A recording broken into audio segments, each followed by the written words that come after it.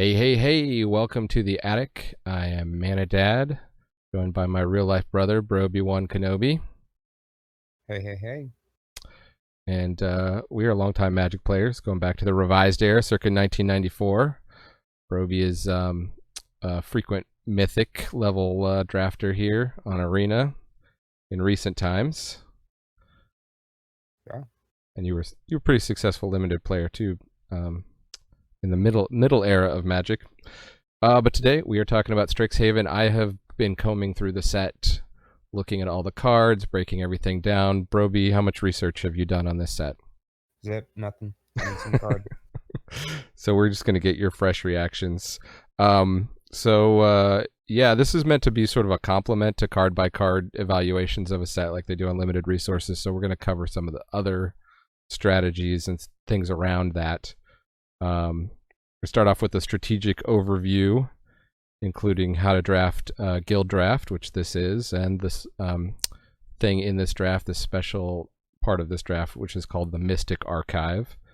And I'm going to break down the archetypes, including hidden archetypes that may not be obvious. We talk about the mana bases. We'll go through the removal that's in this set, the combat tricks that are in the set, some of my top picks, common and uncommon, and then some cards that I think are traps that you shouldn't draft or you should be very careful drafting. All right. Let's go. Here we go. So this releases on April 15th on Arena and Magic Online. The paper pre-release is April 16th through 22. So if you're lucky enough to play at your local game store, that will check your calendar for that, those dates. And then officially it releases in paper April 23rd. And the big headliner of this set is this thing called the Mystic Archive. And every pack is going to have a slot that's going to have a card from the quote-unquote Mystic Archive. They look like these cards here, and they are famous spells from Magic's history. That slot will be 67% uncommon spells, 24.6% rare, and 6.6% mythic ones. And you will be able to play these in draft. You cannot play them in standard, but you can play them in historic on Arena with 7 exceptions because some of them are just too powerful. Reactions, Broby? Well, channel's back. Is that a different reading a channel from before? It's till end of turn? That's how a channel worked before, yeah. So no, that's channel. You can play channel, you can play demonic tutor, you can play time warp here. Lightning bolt is in the Mystic Archive. Bring back channel fireball is no. No, I don't believe there's any X spells that go face enough to actually win the game. There's one that is, if you can put 10 mana into it, will deal like a bunch of damage, or 8 mana. Channel allows you to do that. Yeah, so one of the reviewers I was watching was saying channel was a trap. It's not good. Having played with it back in the day, I disagree. I doubt.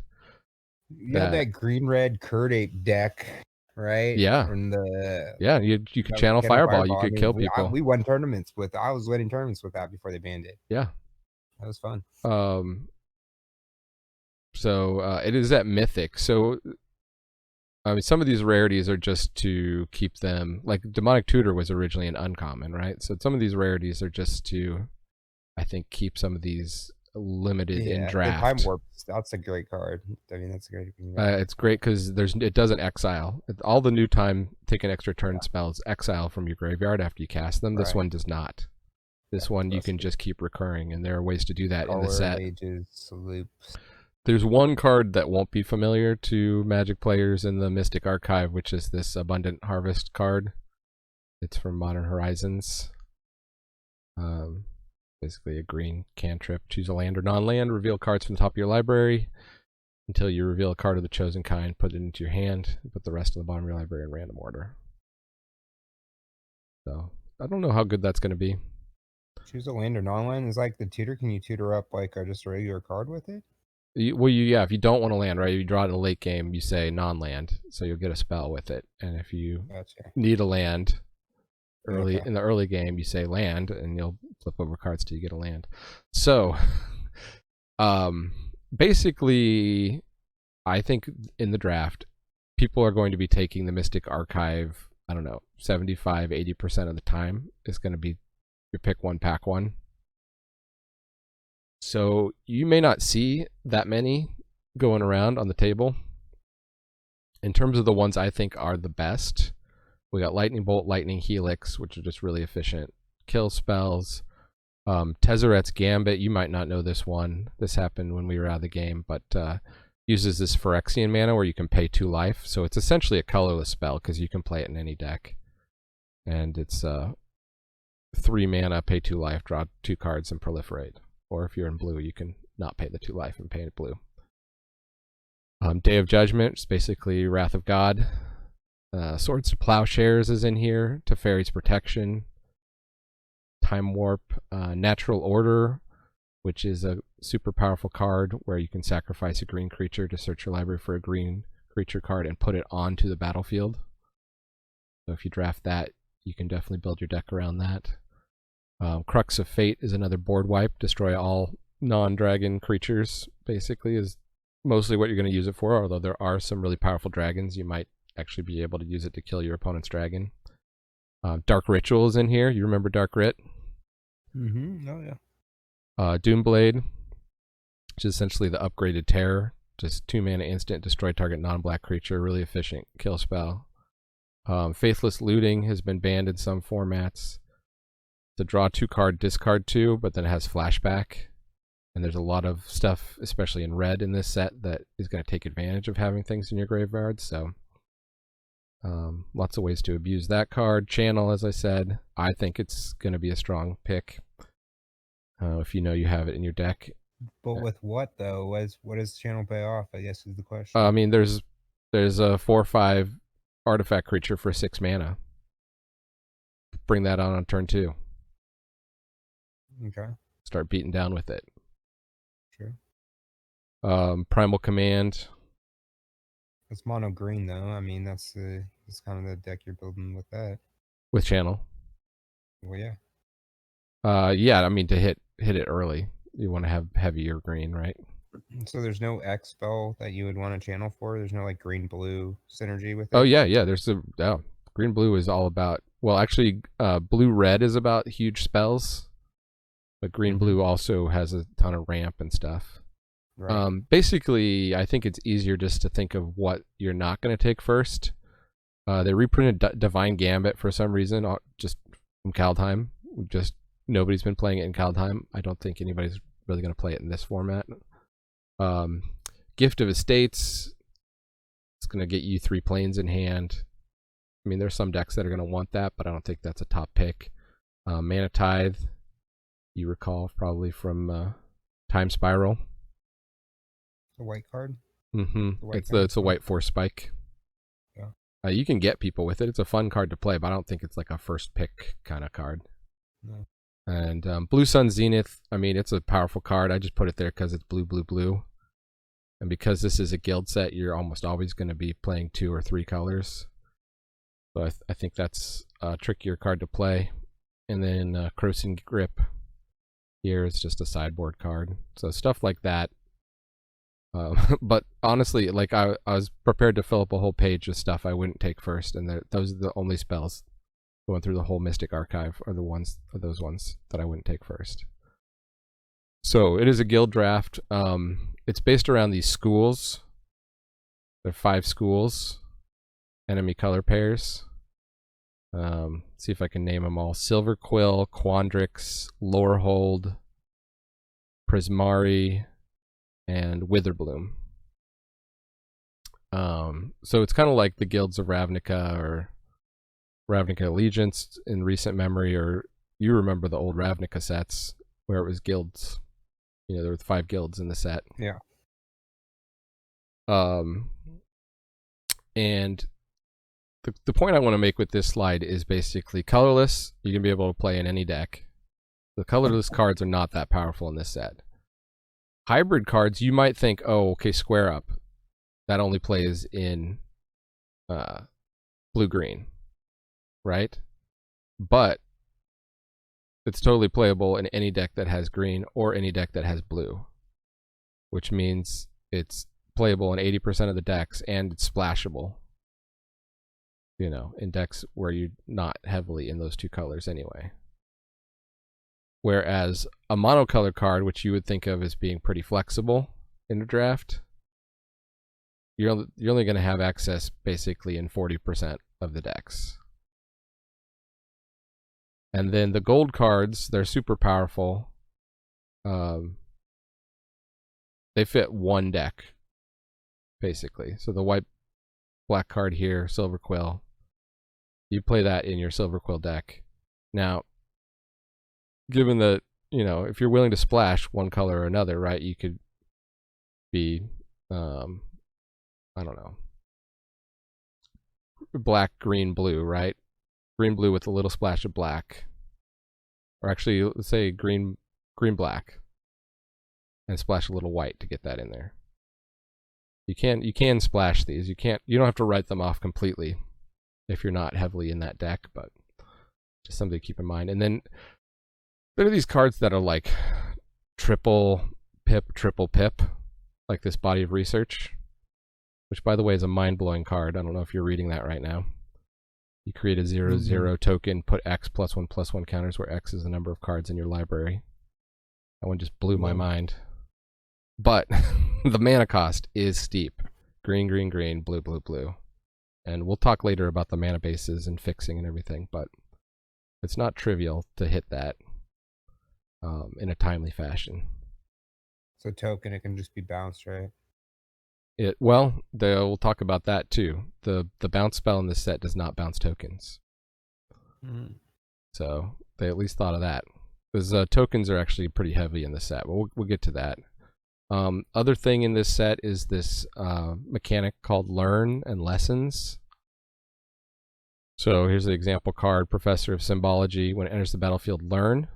You may reveal a lesson card you own from outside the game, i.e. just in your sideboard, something you drafted but didn't put in your deck. You can put it into your hand, or you can discard a card to draw a card, or you can rummage. Cool. So there are 4 colorless common lessons and 1 colorless mythic lesson. And then there's a cycle of 5 hybrid lessons that make tokens. They're called the summoning ones.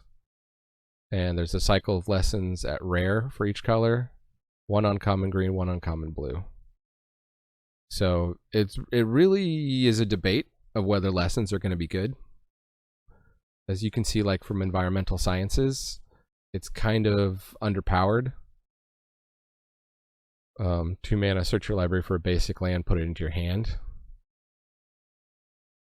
Then you gain 2 life, and there are some gain life synergies. But anyways, generally the lesson cards are kind of underpowered. People were talking about there's going to be a lesson in every pack. I was not able to confirm that. I think people are confused. The collector's edition packs have a lesson slot, but the draft packs do not, as far as I could tell. And also don't be confused. They did announce they're going to restrict sideboards because of the lesson ability. So in best of 1 on Arena constructed formats, you're only going to have 7 cards in your sideboard, or your first 7 cards, you know, in your list when you enter the deck are going to be available to you for like wishboard kind of stuff, like lessons. But that does not apply in draft. You can draft as many lessons as you want. But it's another wrinkle, right? Because you're drafting cards you don't want to play in your deck, but you want to have access to. And in case you hadn't figured out, it's a set about a wizarding school, Strixhaven. And so it's a spells matter set, just like they've done artifacts matter sets, and you know, Theros was enchantments matter sets. This is a spells matter set. And so another mechanic here we have is Magecraft, and that triggers anytime you cast or copy an instant or sorcery. you're going to get some effect. Kind of like a landfall, but for casting or copying an instant or sorcery. So here's an example. It's a 2/2 for 4. Whenever you cast or copy an instant or sorcery, draw a card. Very strong. Obviously, Mystic Archive is all spells, all instants and sorceries. So I think your deck is going to have a much higher amount of instants or sorceries than the usual draft format. You know, maybe you would have, I don't know, 4 to 6 before. How many instants or sorceries do you like to run? I mean, yeah, 5 to 7. 5 to 7. You like to do a lot of little combat tricks in your deck sometimes. I like like 3, 4 pieces of removal typically. Yeah. Yeah. So yeah, but sometimes your removal is going to be enchantments or things. Right. But here you got to think about when you pick an enchantment or an artifact that's not a creature, you know, things that don't affect the board and aren't instants or sorceries, those go down some amount in this kind of draft format because spells give you an extra bonus with all these Magecraft cards. Slightly heavier in white. I kind of tried to rank by color here. White and white-black. So blue-white spells deck with Magecraft. Magecraft, and then just in general instants and sorceries, red and black, not including the Mystic Archive. Red and black are heavier there, and the blue-red and the black-green have a little stronger representation. But it's pretty evenly spread out throughout the color pie. So the whole set, it really is instants and sorceries. So here's my point about this. You're going to want to run more instants and sorceries. So instants and sorceries that make... oh, this is about lessons. But okay, here's some of the lessons. Rare, uncommon, common, hybrids, which are the summoning spells, and the 4 colorless commons. So this is examples of the kind of thing. Introduction to Annihilation's a 5 mana sorcery. Exile a non-land permanent. Its controller draws a card. So there's your removal lesson. You can see it's kind of overcosted. Pest Summoning, I think, is among the best of the summoning spells here. You're going to make 2 1/1s that when they die, you gain a life. You got stuff at uncommon like Necrotic Fumes, which exiles a creature or planeswalker, but you have to exile a creature you control. Again, kind of overcosted. Teaching of the Archaics. You can draw some cards with it. Containment Breach. I actually think Containment Breach is pretty decent. You don't really want to main deck artifact or enchantment removal usually, but having access to it through your learn cards, I think will be, you know, pretty good. A way to play those cards in best of 1 more. So here's where I was going with this.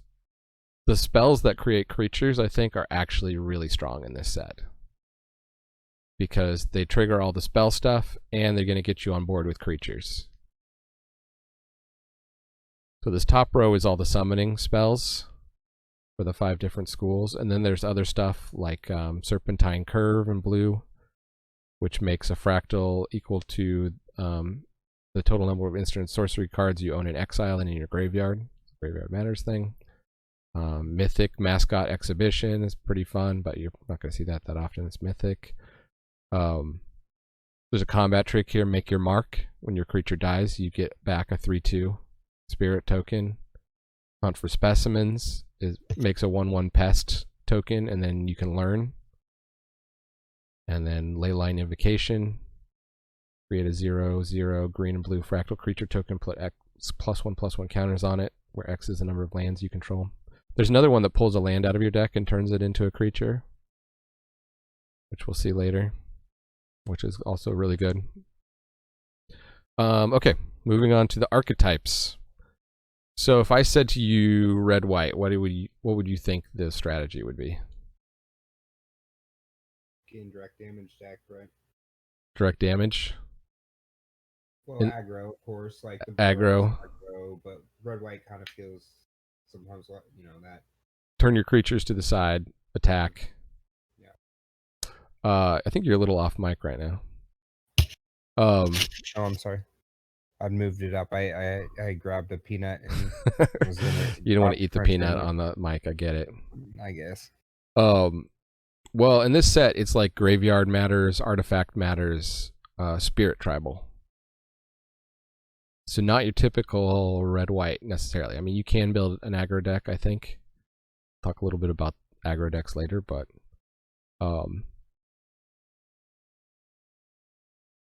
some of the uncommon signposts here are like every school has an apprentice here at uncommon. Lore Holds is a 2/2 whenever you cast or copy an instant or sorcery spell until end of turn. Spirit creatures you control gain tap. This creature deals 1 damage to each opponent. So there's a Spirits Matters and a Magecraft. Quintorius Field Historian. Spirits you control get +1/+0, and whenever one or more cards leave your graveyard, create a 3/2 red and white spirit creature token. Okay.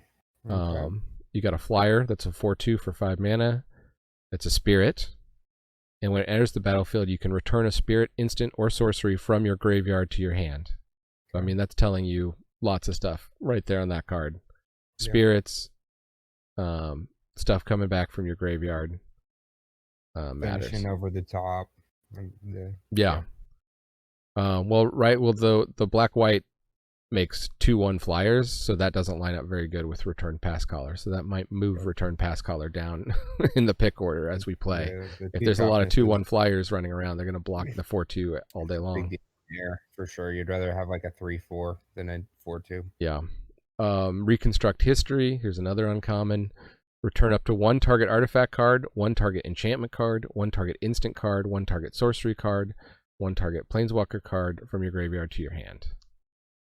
So it's kind of like a draw card advantage. I think most of the time you're probably just going to get it doesn't say creature, obviously. So again, that's why those spells that make creatures can be important. But I think it's going to be easy to get back instant and sorcery and maybe artifact. So you probably get 2 or 3 cards off of it. Lorehold Excavation. Here's an enchantment. At the beginning of your end step, mill a card. If a land was milled this way, you gain 1 life. Otherwise, it deals 1 damage to each opponent. And you can pay 5, exile a creature from your graveyard to create a 3/2 red and white spirit creature token. And it comes into play tapped. A lot of stuff comes out of your graveyard into play tapped here. That's the kind of their new thing. You saw some of that with Kaldheim. I don't particularly care for it, but I guess it's so people don't get surprised by that. People don't like getting ambushed by stuff they should know about or remember. Here's a removal spell, uncommon, for a red and a white. 3 damage to target creature or planeswalker, or destroy target artifact or enchantment. Pretty good. Won't go through the rares and the uncommons. Guess one you might like here, Blade Historian, the hybrid guy. I was just reading it. Yeah, he's double strike. The quad hybrid. There's a cycle at rare of quad hybrid spells, creatures, and how that doesn't just absolutely destroy your opponent. Attacking creatures you control have double strike, right? That I think that slots right into your your ideal deck, which is just turning stuff to the side. The Stonebound Mentor is pretty aggressively costed too, a 3/3 for 3. And whenever 1 or more cards leave your graveyard, you get to scry. Building Discovery, you can gain 2 life and discard 2 cards to draw 3. So that's another way to stock your graveyard there at common. And it's a sorcery. Anyways, graveyard stuff. All right, here's the deck I'm predicting you will be playing most of the time. Silver Quill. They're like a school of obviously Lorehold was like history. Silver Quill is literature and basically killing people with sharp words. I like their magic is like represented by ink, swirling ink. Anyways, this is the aggro deck in general of the format.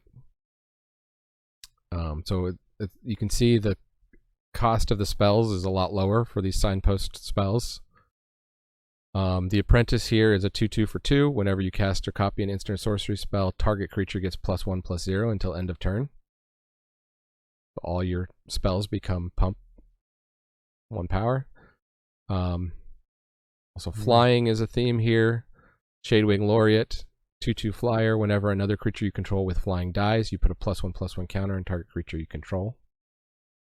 Obviously, there's flyers and +1 counters in other schools, but it seems to be strongest in Silver Quill. The Signpost legendary here is Killian Ink Duelist. It's the 2/2 lifelink menace. Yeah, that's good. Daenu would have been enough. But also, spells you cast that target a creature cost 2 less to cast. So again, just aggro, letting you cast your more expensive removal spells for cheaper. We got Humiliate, which is hand disruption and putting a +1/+1 counter. I don't know if you'll play that much. Fracture, which is another one of these sideboards. Artifact, enchantment, or planeswalker. Best of 3. Your opponent has one of the busted planeswalkers, you bring it in. Closing Statement. This spell costs 2 less to cast during your end step. Destroy target creature or planeswalker you don't control. Put a +1/+1 counter on up to 1 target creature you control. They worded it that way because on Arena they don't want you to click on the wrong thing, you know. Mm-hmm. They don't accidentally. You can't accidentally click and destroy your creature and give your opponent the +1 counter. We got Vanishing Verse, another removal spell that's very aggressively costed, just a white and a black, and it's instant. Exile target monocolored permanent. That is at rare, so you won't see that often. And I'll skip through these rares. Exhilarating Elocution. Sorcery, put 2 +1/+1 counters on a creature you control, and then other creatures you control get +1/+1 until end of turn. What do you think of that card? It's kind of like your Overrun type effect or Inspiring Charge or whatever it's called.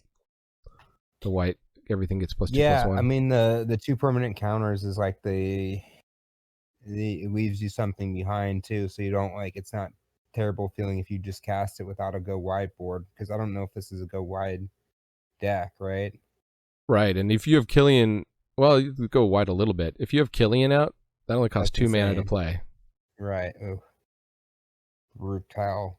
Make him a 4/4 lifelink menace, and the rest of your team gets +1. If you even have the rest of your team, That's strong. How is it? What is this deck weak to? There's got to be some deck this deck is weak to or something. there's a bunch of late game decks. Obviously, stop saying obviously. Lorehold was more of a late game, right? You're gonna stock up your graveyard, try to get that incremental value over the long game. Similarly, blue-red blue-red is cast big spells, so that wants to go to the late game. And green-blue is get 8 lands in play, so that wants to go to the late game. Are there not very many good 1-drop creatures that are white in this set? There are. We're going to talk about in the building an aggro deck. I pulled out some of my picks for what you would draft for that. But just in terms of Silver Quill, I mean, I think you're going to want to lean aggro. There's rares and stuff that would move you away from that. But I think this deck is strongest if you're just turning stuff to the side, trying to beat your opponent before they set up their value engine. Even the 4-drop here is it's a 2/2 death touch, but when it dies, it moves its +1/+1 counters to another creature you control. So it's just, like one of these, it's almost like equipment, right? It's just like they can kill it, but you're just going to keep attacking with your creatures. Here's the blue-green. It's called Quandrix. So they want to ramp and draw. And their tokens they make are fractals, which are these 0/0s with some number of +1/+1 counters on them. So again, +1/+1 counter synergy. There's a little bit of cross-pollination you can imagine between that and Silver Quill in the monocolored cards. The Apprentice. Take a drink of water here.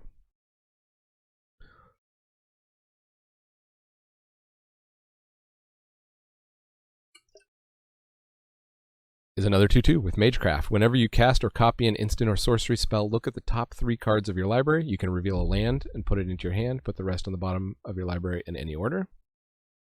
Likewise, the Quandrix Cultivator is a 3/4 that pulls forest or island out of your deck and puts it on the battlefield. Zimone is the legendary signpost here.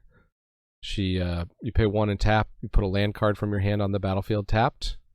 That's ramp. And then 4 and tap, draw a card. If you control 8 or more lands, draw 2 cards instead. So there's a bunch of things that are going to pay you off once you get to 8 lands.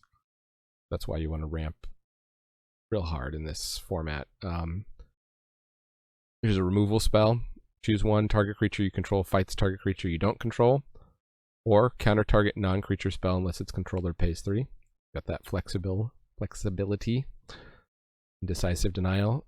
Ether Helix. This is another one I think is pretty good. Return target permanent to its owner's hand. So there's your bounce. That will work with the tokens. And return target permanent card from your graveyard to your hand. So it's kind of like bounce something, draw a card.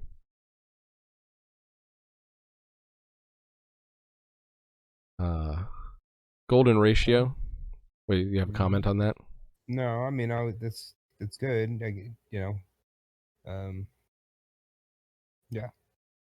Golden Ratio is just going to draw you a bunch of cards.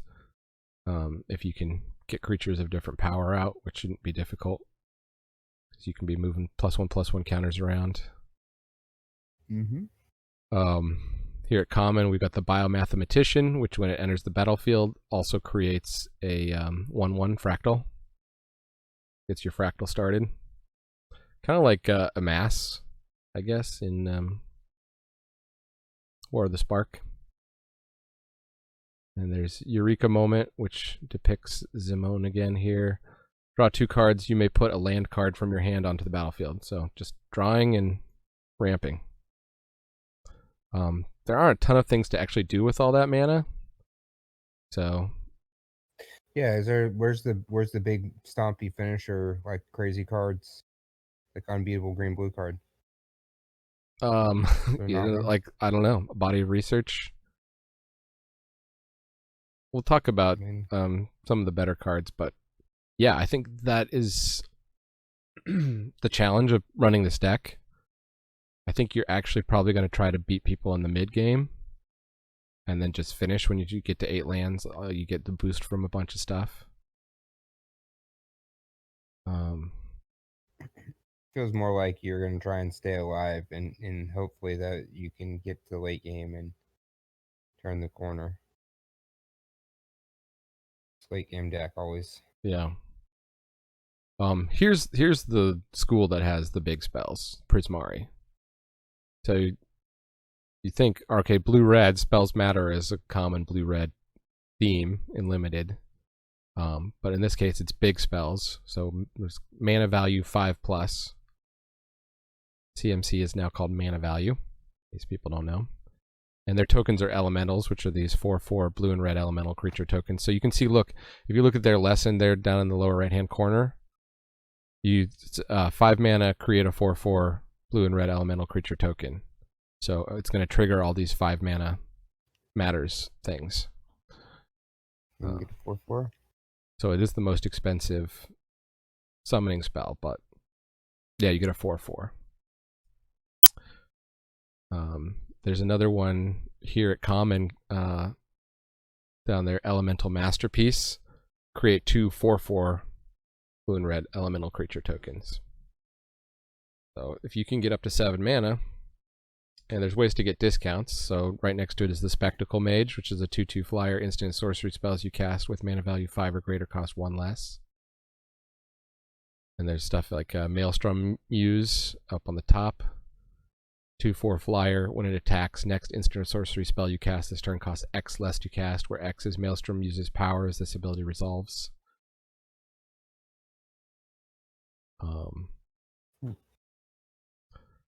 We'll jump back to the Apprentice. Is the 2/2 Magecraft. It can't be blocked, and if when you cast an instant sorcery, and if the spell has mana value 5 or greater, you're gonna put a +1/+1 counter on it. So We'll see. Some, The trick of this deck is really going to be balancing the enablers and the amount of really expensive spells, because you don't want to just get a handful of 5, 6, 7 mana spells and none of your enablers. But the spells do have big effects. There's creative well, so look at creative outburst. There's a couple of these that you can pay 2 and discard it and create a treasure token. So if you do get it early, you have something to do on 2 that's going to ramp you with your other spell. But you go down a card to do that. So I'm not super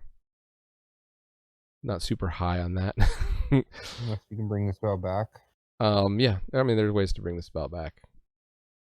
That one's 7 mana, but it deals 5 damage to any target. You look at the top 5 cards of your library, you put 1 into your hand, and the rest in the bottom of the library in random order. So, pretty good.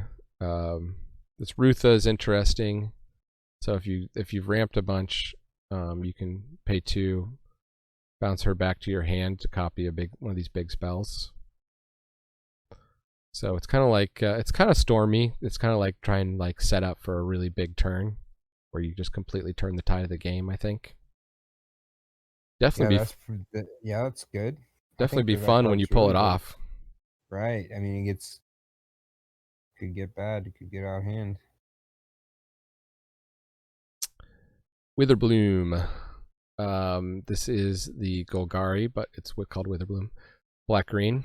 The Magecraft Apprentice here is when you cast or copy an instant or sorcery spell, each opponent loses 1 life and you gain 1 life. So this whole school is just kind of like rife with these little incremental things. You like that strategy too, like the pinging people down. Yeah, I like to find some way to finish like that can get me the last few damage. Certainly feel like I can weasel in a good hit, but sometimes my aggro decks can't finish. So the legendary here is going to help you with that. So whenever you gain life, each opponent loses 1 life. So if you're making a bunch of these little creatures that die and gain you a life, then they're also going to deal a damage each time they die. So basically, opponent can't block them without taking some damage there in the late game. So you swing with 5 of those. They're going to either not block and take 5, or block, they die, you're going to gain 5 life, they're going to take 5.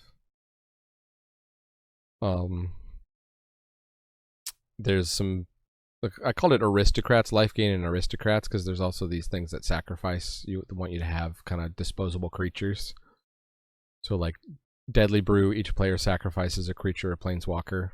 I think you're going to get value from that because you're going to have more of these disposable 1/1s. Demogoth Woe Eater is a 7/6 that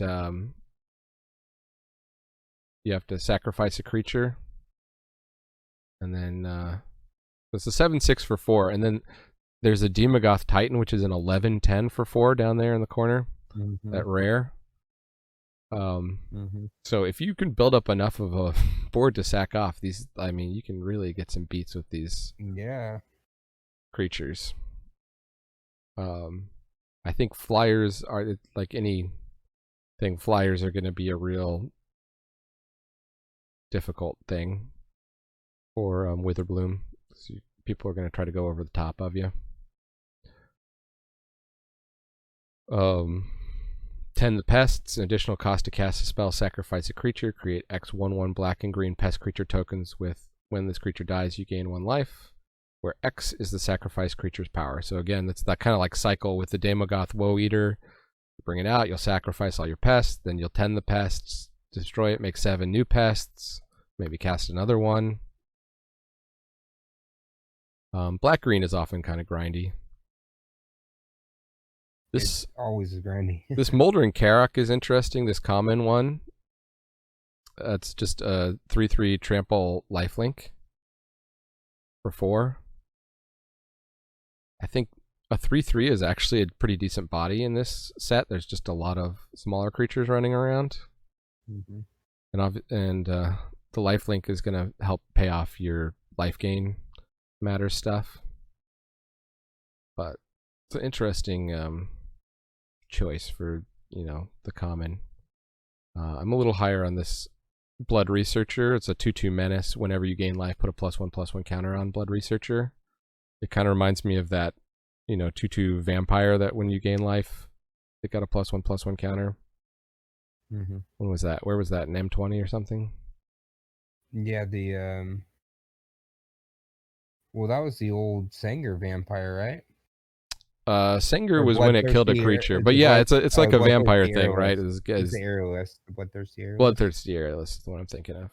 I think this Blood Researcher is going to be the Bloodthirsty Airless of this set. There's just so many incremental ways to gain life that your opponent's eventually going to have to deal with the creature, or if they don't, they're going to lose to it, right? Because 2/2 menace is it's another form of evasion. Yeah, that's good. All right. Take a little pause here. So aggro. This is your favorite here. I think it's going to be primarily in the Mardu colors. So black, white, red. Always is.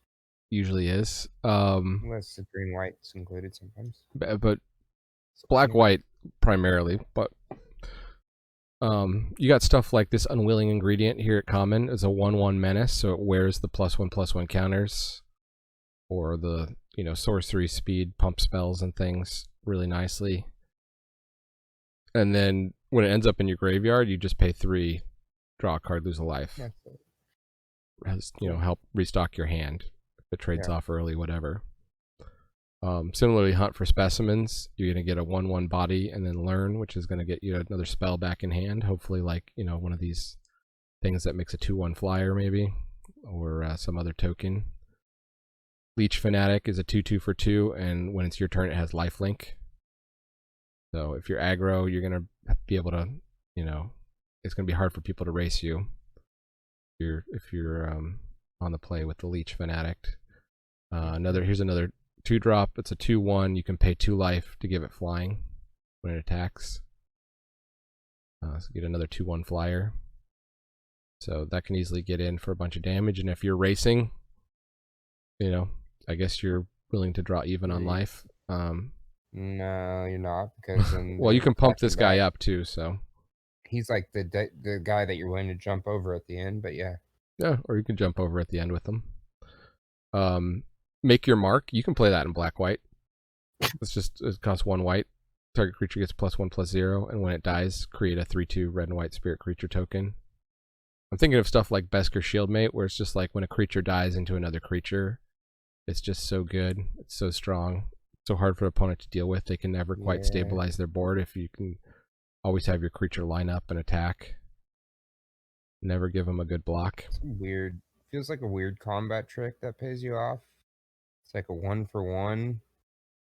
It's like a 2-for-1. It's like an even trade then. Well, if it's going to be a trade-off combat, but you get a 3/2. That's why it's good. You get a 3/2. So also, if your opponent, let's say your opponent just busts out their big 4-mana sorcery to kill your creature. Boom, play your Make Your Mark on it. Okay, you lose your creature, but now you've got a 3/2 instead. I think that's not how you want to play that card. No, but it's another case of like, this is only a 1-mana spell, right? Spells, remember, are going to trigger all your Magecraft stuff. There's lots of things that care about you casting spells in this whole set. Right. So any spell that's 1 mana is really great, right? Because then you can play out a creature and play your spell, trigger a bunch of things on your creatures. Sudden Breakthrough, I think, this is the one that is much better for the attacking. Target creature gets +2/+0 and gains first strike, and you create a treasure token for 2 mana. Mm-hmm. That to me seems like it's going to be really strong. That's if you do go into red with your aggro. That's the new pick then. That's like the pick on pump. It's like that's the red-white aggro. Because there's some treasures going on here. There's a splasher going on in aggro, I got a feeling. Yeah, well, treasures are good for the spells that want to ramp and get to the late game and stuff. But it's also good for aggro, right? Because turn 4 maybe or turn 3, you're double spelling creatures, going wide on people. Absolutely. The treasures that Aggro, Goldvein pick made were not only useful. did the pick allow you to splash the third color, but the pick ramped you, and you were playing less lands with the picks. Yeah. And so you had just a thicker deck of creatures and equipment, really. I definitely think Sudden Breakthrough is going to figure in your aggro decks. You're going to be less likely to splash it, right? So you probably...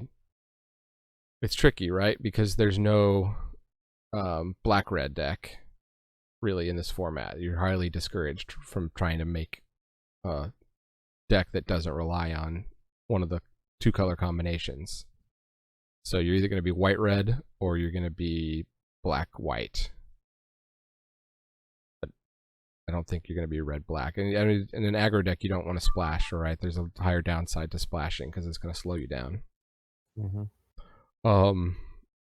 Eager First Year is the white as a white magecraft for 2. Whenever you cast or copy an instant or sorcery spell, it gets +1/+0. So again, turn 3, it makes it so hard for your opponent to block that, right? Because you might have a couple of these like make your marks or things. You could trigger it a number of times and just smash through whatever their blocker is. Study Break. Here's one. I don't know. You'll probably figure out how to use this if it's good. Instant tap up to 2 target creatures. Learn. I see that as primarily a spell that's going to tap down blockers and just let you get in with your team. And then Learn. You could think of it as counting as a card. It's also got the rummage thing too. So. Yeah. You were said, okay, you wanted a white 1-drop. Here it is, Star Pupil. It's a 1/1 because it's a 0/0 with a +1/+1 counter. When it dies, its counters just move on to another creature. Yeah. Which is perfect. Just attack with it till it's no longer good. Cash it in, move it, move those counters to another creature so that creature can start getting in. Yeah, I mean, but that's the type of card you want make your mark on with, because then you're like, you trade it up and then it drops something out, it trades with their 2-drop, and then all of a sudden on that turn, then you have a 4/3. Yeah, and there's 2/1s and 3/1s and stuff like. Yeah, I mean, yeah. Like this Barog Befuddler. It's a 2/1 for 2 in blue. Kind of a combat trick. It's like the bad version. Flashes in, gives a creature -1/-0. So you can use it to kill 1/1s. How would that work on the make your mark with the Star Pupil? If the Star Pupil was the only creature you had, would it make the token and then drop the counter on the token? Yeah, so the dice triggers would both go on the stack, right? So as long as you ordered it so the 3/2 happened first, then you would have a target to put your counter on it, I think. It does that for you automatically. That's what I'm thinking. Yeah. Happens. Yeah. Hopefully they've set that up on Arena to do that automatically. So yeah, there's a couple. I mean, I think of Barog Befuddler could be kind of aggro. This Reckless Amplimancer is a 2/2 for 2 in green, and in the late game you can power it up to double. If you pay 5 to double its power and toughness. So let's say you get a couple +1/+1 counters on it over the course of a game. Sure. It's a 4/4, and then later in the game, not that late, 5 mana, it becomes an 8/8. Right. Well, I mean, that's your Selesnya aggro deck cards, like the Star Pupil and the. Yeah, I mean, maybe Selesnya has an aggro deck. If you're looking at those. But again, there's no Selesnya in this set. Oh.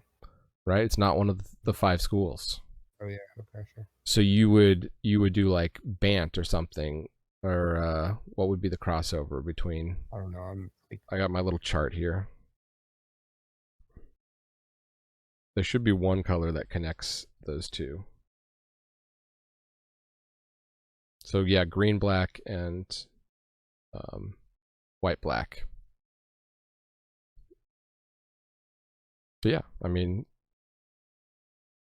there's really the set is mostly gold cards. There aren't a ton of monocolor cards, or it's it's very fairly balanced between them. So it really is going to force you, I think, to go mostly into these two color decks.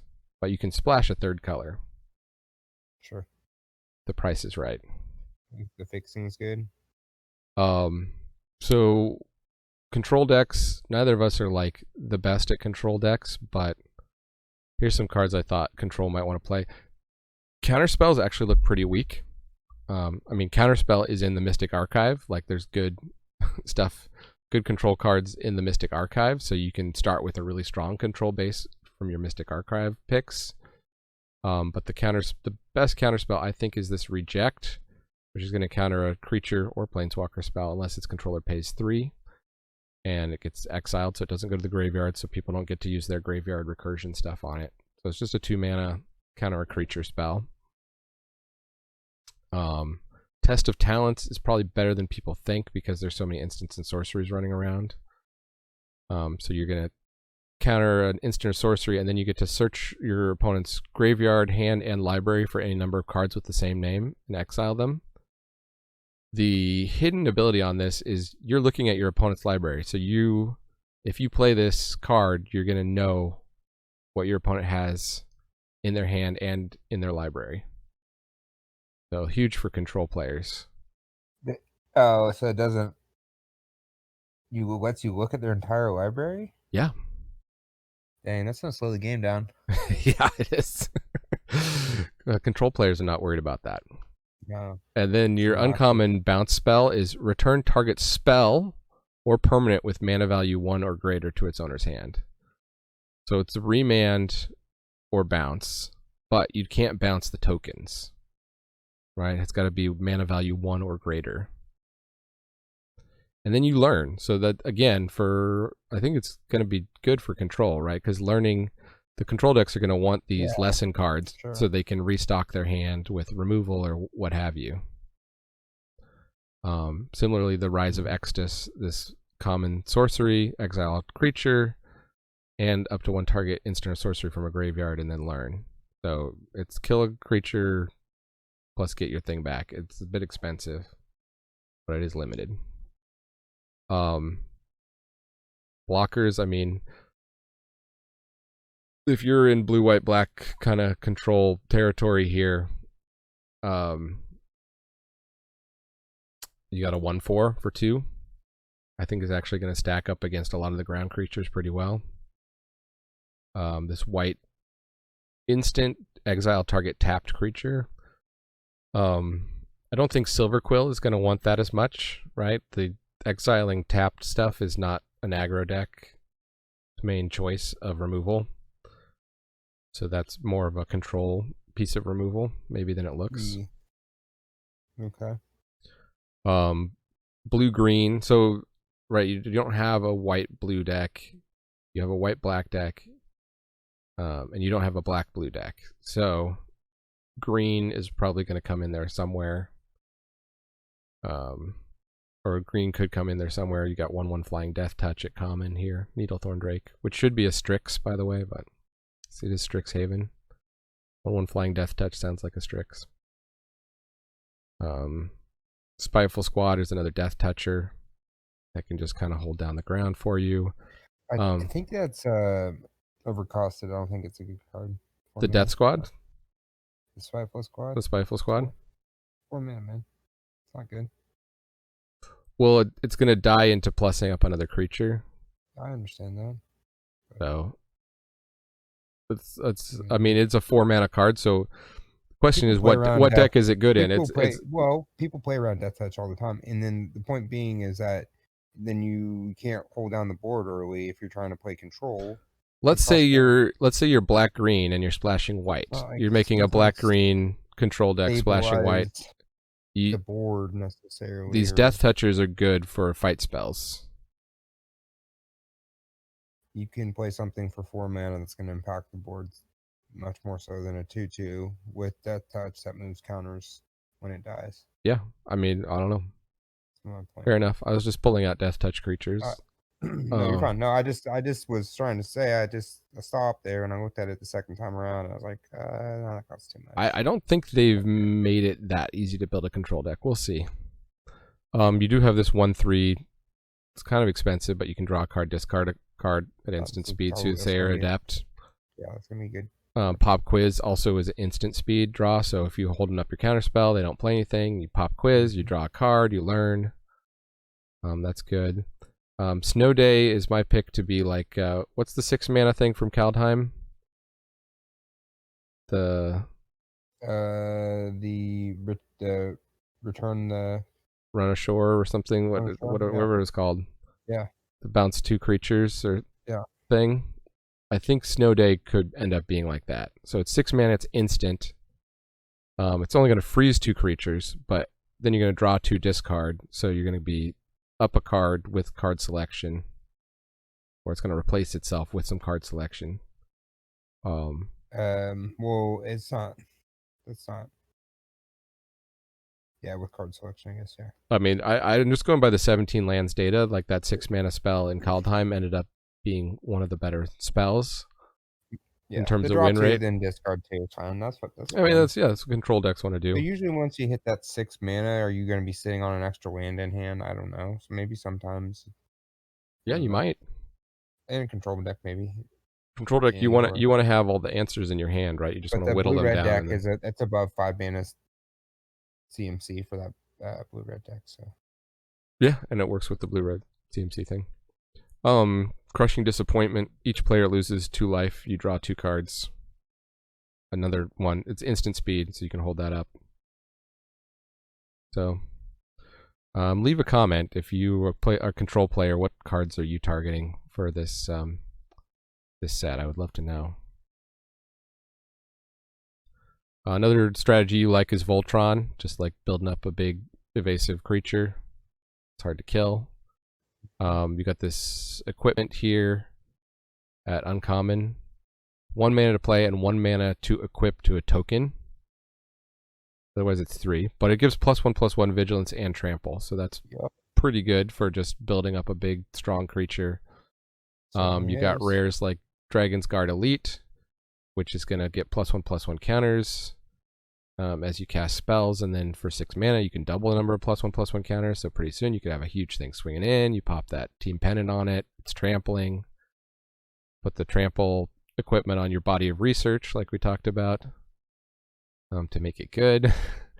This Quandrix Pledge Mage is another one, just whenever you're casting or copying instants or sorceries is getting +1/+1 counters, is starting to build up. Master Symmetrist, the 4/4 reach, whenever a creature you control with power equal to its toughness attacks, which is a lot of creatures just have even power and toughness. It's going to get trample, so that's going to be good for just trampling through with a big creature. Professor's Warning, so how do you protect your big creature that you're trying to win the game with? You have spells like Professor's Warning, which gives a creature indestructible until end of turn, or also just can plus up the creature to win a combat or something. Sedgemoor Witch. There's this thing called Ward we haven't talked about as another mechanic in this set, or really just they've keyworded something that's always been in Magic, so I pulled out a bunch of these Ward creatures. And it's just whenever the creature becomes the target of a spell or ability an opponent controls, they have to pay something, right? In the case of the Sedgemoor Witch, they got to pay 3 life. In the case of Torrent Sculptor, they got to pay 2 mana. Or the Waterfall Aerialist, which is the 3/1 flying at common. The Owlin Shield Mage is a pay 3 life ward, 3/3 flyer. Wait, so you give up 3 life and they have to lose 3? No, so they want to spend a kill spell on it. They also got to pay 3 life. Oh, so you don't have to pay the 3 for them to lose 3. And then like the mana gates are actually the more difficult one. Well, think about in Silverquill, the pay 3 life is going to make a difference, right? If you can get their life total down low enough.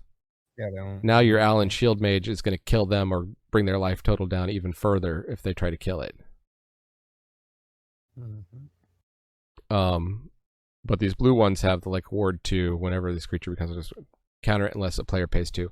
You're just going to have to read the cards. The early part of this format, many people's counter spells or kill spells are going to get countered because they forgot something had ward, and they go and they tap out to play the spell, and then they need 2 more mana, and the spell gets countered.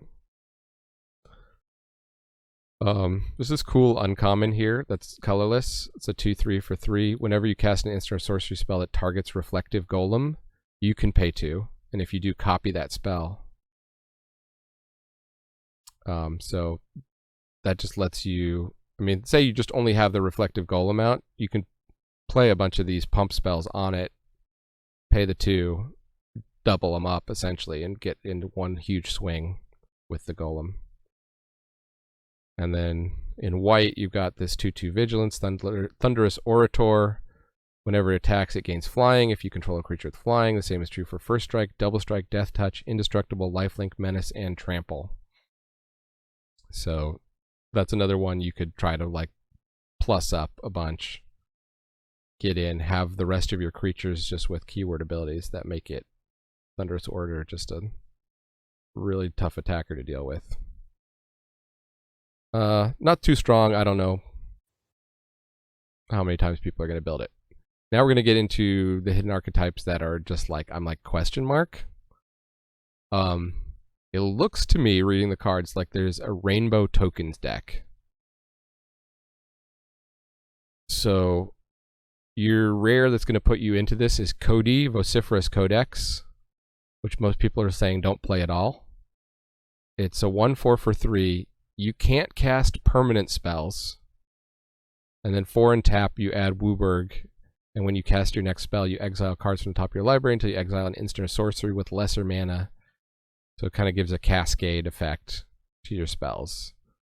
So the question is, like, how do you do this? Where you're going to play the spells that make creatures so that you're not playing permanents, you're not casting permanent spells, you're casting instants and sorceries that make creatures. And the way to do that is with all these token lessons. Or with the mythic lesson here, Mascot Exhibition. But essentially, you could just draft a bunch of fixing and all the things that make tokens and build a deck around tokens. There's this thing in black-white, which has kind of heavy mana cost, but it gives all creature tokens you control +1/+1. And if you have a non-token creature that dies, it dies into a 2/1 black and white Inkling creature token with flying. Cool.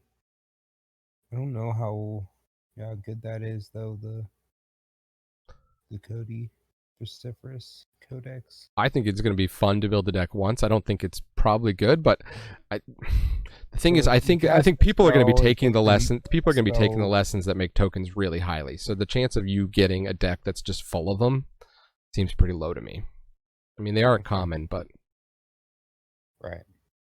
There's this mythic here, Blex, that pumps up pests, bats, insects, snakes, and spiders. Mostly what that's going to be is like your pest deck. Just make a swarm of pest tokens. You're building around Blex for the token synergies. The other one, here's the one I mentioned earlier, talking about the spells that make tokens. This is one of my picks for one of the best ones here, Emergent Sequence. On the lower left-hand corner there. 2 mana sorcery, search your library for a basic land, put it on the battlefield tapped. That land becomes a 0/0 green and blue fractal creature that's still a land. Put a +1/+1 counter on it for each land you had enter the battlefield under your control this turn. And then in the Mystic Archive, you got Cultivate. If you want to like try to really build that rainbow deck, try to pick up a Cultivate. But anyways, yeah. So the pulling on a land for rainbow, and then also making a creature. I like it. I like Emergent Sequence a lot. The other thing is Storm is in this format. Do you remember Storm from, Time Spiral? So the Storm deck? Yes, but also no. I know about Storm. I don't specifically remember what was going on in Time Spiral with Storm. Yeah, well, in Time Spiral there were Storm decks. because you had suspend and stuff. Oh yeah. But Storm is this mechanic that's kind of adjacent to Magecraft. When you cast this spell, the spell with Storm, copy it for each spell cast before it this turn. So cast by you or your opponent, just spells, not copies of spells. And you can choose new targets for the copies. So similar to that blue-red thing we talked about where you just want to build up to one giant turn. These cards with Storm, there's a thing in Magic design called the Storm scale because Storm is the top of like a keyword ability on a card. It's super powerful. So they stopped printing them, but they're bringing some of them back for reprints that you can play. There's 4 of them here. There's a red one, Grape Shot, 1 damage to any target. It's only 2 mana to cast, so you can actually get a lot of value out of it. I think it's going to be hard to win the game with a Grape Shot, but we'll see. Tendrils of Agony is the black one here. Target player loses 2 life and you gain 2 life. That one is easier to win the game with. I mean, you can imagine a turn where you copied that 5 times. Well, the black white deck wants that too. Yeah, that's fine. Yeah. So, or just a turn where you copied it 3 times. Yeah, it still feels hard to do though.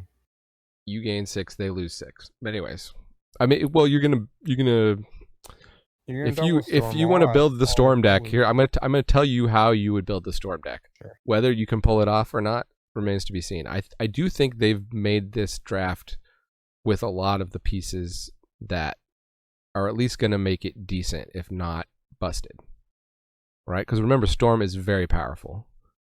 The other one that's used a lot in Constructed here is this blue one, Mind's Desire. 6 mana. Shuffle your library, exile the top card of your library until end of turn. You may play that card without paying its mana cost. You're going to need a lot of mana, right? So play off a bunch of these cantrips, things like Brainstorm over there, like these 1 mana spells that restock your hand or give you mana, and then play Mind's Desire and just, cast a bunch of cards off the top of your deck. It's very powerful. Green has this one that was from Modern Horizons called Weather the Storm, which is you gain through life Storm. There are some good payoffs for gaining a bunch of life in the set. So don't count out having a green Storm deck. Well, green also has Channel. Green has Channel. You get life out of it. Right below it, Charge Through is just a 1 mana spell that draws you a card at common. So imagine playing off, ripping off 3 or 4 Charge Throughs and then Weathering the Storm and just gaining a ton of life and having some payoff every time you gain life. It deals damage to your opponent or whatever. There's one that mills people, which we'll talk about. So, cheap cantrip type cards. Thrill of Possibility is another one people play in Storm type decks. I think Storm is mostly centered around red. Because down on the bottom row, you see we got Stormkiln Artist, which makes treasure every time you cast an instant or sorcery.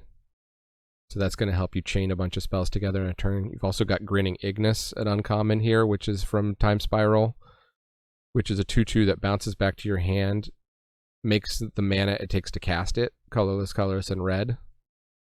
So as many red mana as you've got, basically, is you can build up your Storm count. You're not going to get the instant and sorcery payoff for it, but for Storm cards, Grinning Ignis works really nicely. Moving back there to the left, Show of Confidence in white is sort of like a Storm card without saying Storm here. When you cast this spell, copy it for each other instant sorcery spell you've cast this turn. You may choose new targets for the copy. Put a +1/+1 counter on target creature. It gains vigilance until end of turn. So that's only 2 mana. So you could build some kind of white-based Storm deck around that without having any of the Mystic Archive cards. The other thing you can do with Storm stuff, right, is things that copy spells. So, teach by example. You play a couple spells, you Grape Shot, you pay 2 more mana, copy the Grape Shot. Now that copy's going to Storm. Mm-hmm. Or Rutha Mercurial Artist, bounce that back to your hand. The Storm card is going to Storm again. just to have a ridiculous turn. It's going to be really fun if you pull it off. They definitely meant for people to try to draft it anyway. Very clear to me, but by having all those pieces there. Is there a mill deck in the format? Kind of. There's this one rare, Pestilent Cauldron, which is going to mill your opponents. I mean, there's a lot of self-mill in the format, so your opponents are going to do some of the work for you. There's also the danger of people getting value out of their graveyards, as usual. But Pestilent Cauldron, when you gain life, you're going to mill your opponent equal to the amount of life you gained. And then it has a way to exile cards from a graveyard, although you have to build up to 4 cards before you can do it, and you draw a card.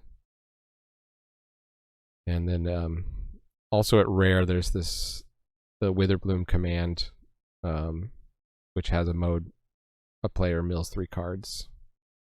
So that's the mill deck. And then you can use stuff like Honor Troll to double up your life gain, or Weather the Storm. So remember we were talking about storming off with Weather the Storm. You imagine, like, gain 12 or 15 in a turn, pay 1 and tap your Pestilent Cauldron, mill your opponent for 15 in 1 turn. Wait.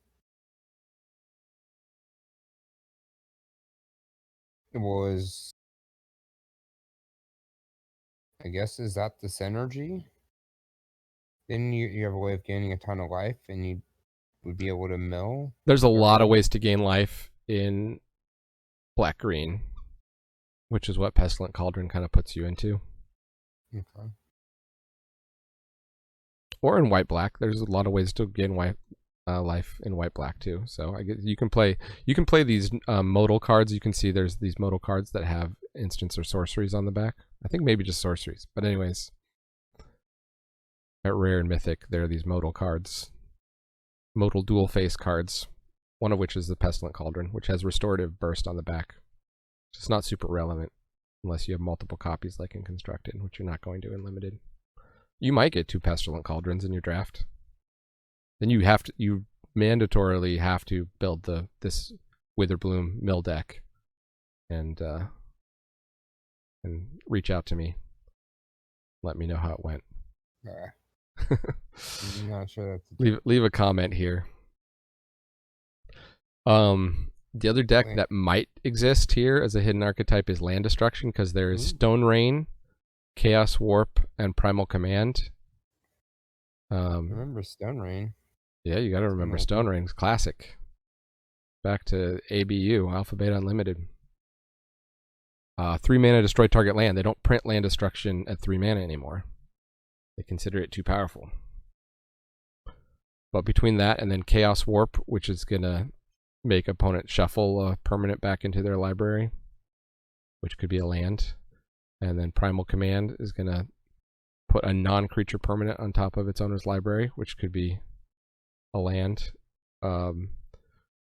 So, how many of those spells are you going to get in your deck? Probably not many, so you're going to have to use the duplicator ability here. It's probably just going to be a little package in a deck of like, well, if I draw my Stone Rain and, teach by example on a Ruta, I can have a turn where I just obliterate my opponent's mana base, or, recur Stone Rain from my graveyard a couple times or whatever. Mm-hmm.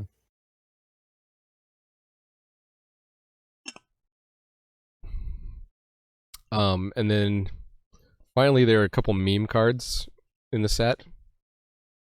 The actual, what they call a meme card, right, is these cards you can have any number in your deck. In this case, it's a red sorcery that deals 3 damage to an opponent. And then you can exile that and 4 other cards with the same name from your graveyard to grab a dragon. Which, if you get one of the Elder Dragon mythics and get 5 of these and manage to cast all 5 in your game to go get your Elder Dragon, that's pretty good. I wouldn't try to do it if I was trying to win. No. The other one I think is kind of a meme is this building around Strixhaven Stadium, which is this artifact for 3. You can tap, add colorless, put a point counter on it. And you also add point counters when your creatures deal combat damage to your opponent. And you lose point counters when your opponent's creatures deal combat damage to you. If it has 10 or more point counters on it, you remove them all and your opponent loses the game. So the hidden way to get a lot of point counters obviously you could play a lot of evasive creatures, but there's this uncommon called Kelpie Guide. So you get a Strixhaven Stadium in your deck, you get a bunch of these Kelpie Guides, which are 2/2s that tap to untap another target permanent you control. So you can just untap your Mana Rock a bunch of times and put a bunch of point counters on it every turn and actually win the game. And I actually think that's going to be possible, and I'm probably going to lose to it. All right, let's talk about the removal. What archetypes are you interested in playing there? You're going to be playing Silver Quill. Yeah, probably. You like the aggro. Well, here's the white removal. Real quick. There's a 4-mana thing that can destroy target creature with power 4 or greater, or can pump your whole team, which is a nice flexibility. There's Expel, which we talked about, destroying the tap creature. There's this enchantment, which I think, because it's an enchantment, just gets a lot worse in this set, which really wants you to be playing creatures or instants or sorceries. Plus, it's bad. It is aggro here for you, though. Enchant non-land permanent, so you can hit more than creatures. It can't attack or block. Its activated abilities can't be activated, and they just pay 3 to destroy it. Your opponent can activate only as a sorcery. So a lot of times it's just going to pin down a blocker for 1 turn. Your opponent's going to pay the tax, and then that'll be it. Okay. It is an enchantment you can get in your graveyard easily for that lore hold card that brings back enchantments. But Divine Gambit, which nobody's really playing in Call Time. I don't think it looks to be any better here. And then there's this Sorcery Lesson, which is going to exile a non-land permanent, but give your opponent, or you, if you want to exile your own 1/1 or something, a 3/2 red and white spirit creature token. When you move into black, you get much better stuff. You get Closing Statement, which we talked about, Rise of Extus, which we talked about. Fracture, we mentioned, is really sideboard only because it's artifacts, enchantments, or planeswalkers, which you won't see a lot of in this format. And then red also has a pretty good one. It's only 2 mana. Flexible removal here. Kills a creature or planeswalker or an artifact or enchantment. In the unlikely case your opponent has some useful rare artifact or enchantment that you get to kill for 2 mana. Blue, as you might expect, blue's removal suite is not super strong. I think the best one here is this Bury in Books, which is a 5-mana instant. Puts a creature on top of its owner's library, second from the top. So, those like totally lost type effects, which put a creature back on the top of your opponent's libraries, are usually better than you think. And this one actually can be played for 3 mana if it's targeting an attacking creature, which is also good for the blue-red spells. You want to hit your CMC 5 spells, so that's a way to cast a 5 CMC spell a bit earlier, a bit ahead of curve. Snow Day we talked about. Here's the lesson card here at Uncommon. Mercurial Transformation. It's going to turn something into a 1/1 frog just until end of turn. Or you can use it, I guess, more aggressively and turn something into a 4/4 octopus. How would you play Mercurial Transformation? Sorry, you got me crunching. I'm going to quiz you here because I have an idea of how you can actually play this card.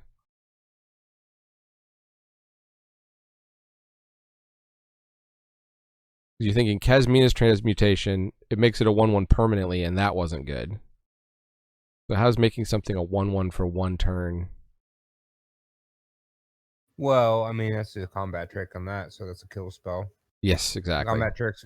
It's not really a combat trick, right? Because it's a sorcery speed, but you're going to get enough damage marked on the creature that if you made it a 1/1 after combat, it dies. It dies. Right. That's the key, damage. I think. And it's a lesson, so you're probably going to be able to grab it from your sideboard. You're not going to main deck it.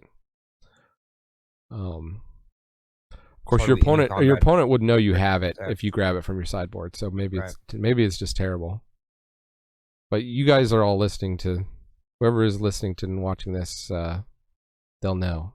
They'll know if your opponent goes to grab the Mercurial transformation, don't make blocks that leave your creature with enough damage marked to die. Something gonna happen. It's gonna get everybody.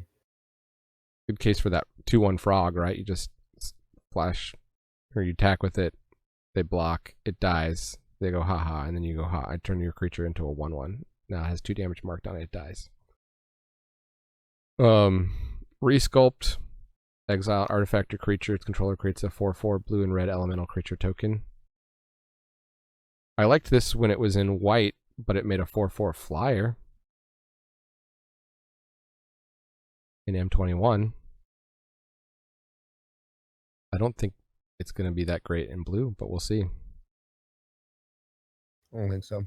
Again, you can use it defensively too, right? They're about to kill your creature. You just switch it out to a 4/4. It always feels bad giving them something like that.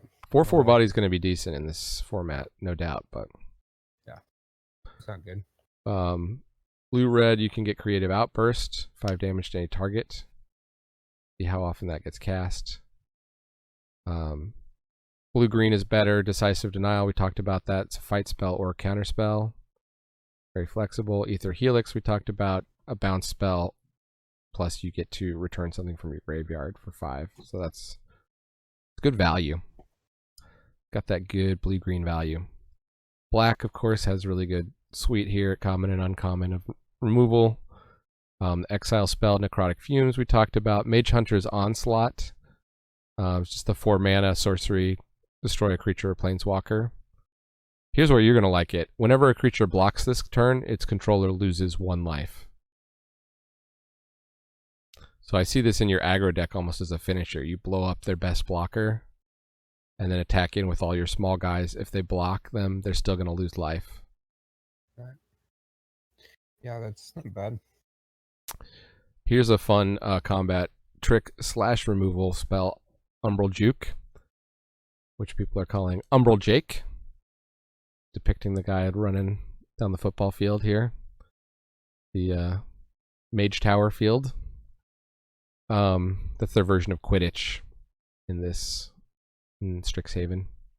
Rugby player? Yeah, it's kind of like rugby. You juke people in football. You juke in rugby? Well, yeah, you run with the ball here. It's all about juking. It's like a rugby. It looks like a rugby dude, too. It's got no helmet. Like it's like a rugby look. Strixhaven's version of like a sport is called Mage Tower, where you can use like any magic that's not harmful to try and steal your opponent's flag or something. So removal because target player sacrifices a creature or planeswalker. I guess I included it there. I'm also going to include it in the combat tricks, as you'll see, because you can also just flash in here a 2/1 white flyer. So just your opponent's not expecting, they attack with their 4/2 lore hold uncommon. You flash in your 2/1 flyer, block it, kill it. Okay, the really good one here is Lash of Malice. Target creature gets +2/-2. Somebody I saw on Reddit did the math. Something like 65% of creatures in the set die to this -2. Some like huge amount of creatures. So 1 mana instant. You can use it as a pump spell too, but so it's even got more flexibility, but that's just a lot of times it's just going to be a shock, you know? Yeah, that's not bad at all. Uncommon in the Mystic Archives, you can see it with a little bit more frequency, is Eliminate, which is a good efficient kill spell also. Just going to destroy a small creature. And Flunk, which is, I don't know, I want to get your evaluation on this one. It's 2 mana, target creature gets -X/-X, where X is 7 minus the number of cards in that creature's controller's hand.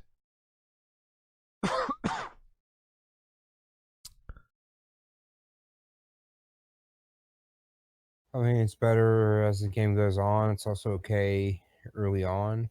You know, it kind of they play scales the with the wings game, couple- right? Like, right. it is Not a instant bad speed. card.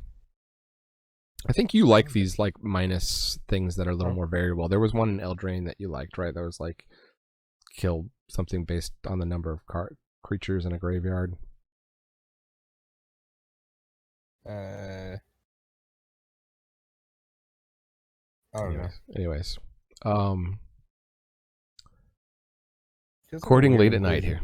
It feels like a weird already inclusion.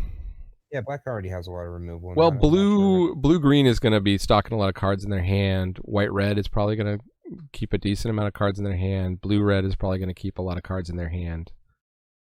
Witherbloom may very well keep a decent amount of cards in their hand. So they have big creatures, so it's really rendered useless. So it could be it doesn't line up that well in the format. We'll see. It probably lines up pretty good against the aggro decks, right? Because they're going to try to dump their hand.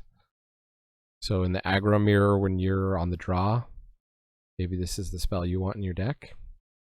Mm-hmm. Closing statement, we talked about that. Mortality Spear in the green-black, I don't think we mentioned, which is just a very flexible destroy target non-land permanent. And if you gain life this turn, you can do it for 2 mana instead of 4. Like a better Assassin's Trophy. Yeah.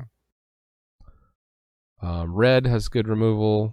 Got Shock at uncommon. Lightning Bolt they've printed at rare in the Mystic Archive. I'll just note that. Pigment Storm is the deal 5 for 5 one here, but the excess damage goes to the creature's controller, which is nice. Careful playing it with Agar and Constructed. Igneous Inspiration, 3 mana, deal 3 sorcery, but you learn, so you kind of got a little bit of card advantage tacked onto it. I think that's going to be pretty good high pick. Start from Scratch is a 3 mana, deal 1 or destroy an artifact, but it's a lesson, so I don't think you main deck it, but you could bring it in. Deal with those pesky X1s. Yeah, I mean, that's... when you got nothing else going on, or artifacts. Sure. Explosive Welcome is kind of interesting. Here's one of your big, it's like for your big spell, blue-red. I think it's kind of a secret blue-red gold card. 5 damage to any target, 3 damage to any other target. So if you get up to 8 mana, instant speed, 8 damage, and you're going to get a rebate of 3 mana. You know, storm off. Play your Grape Shot afterwards. Deal more damage. Academic Dispute, 1 mana instant. I'm calling this removal because you can force your opponent to block something. So you can play it on your opponent's creature. Target creature blocks this turn if able. You may have it gain reach until end of turn, so you can even force them to like have their creature die to your flyer. Ooh. Or you can give your creature reach and surprise somebody as a combat trick.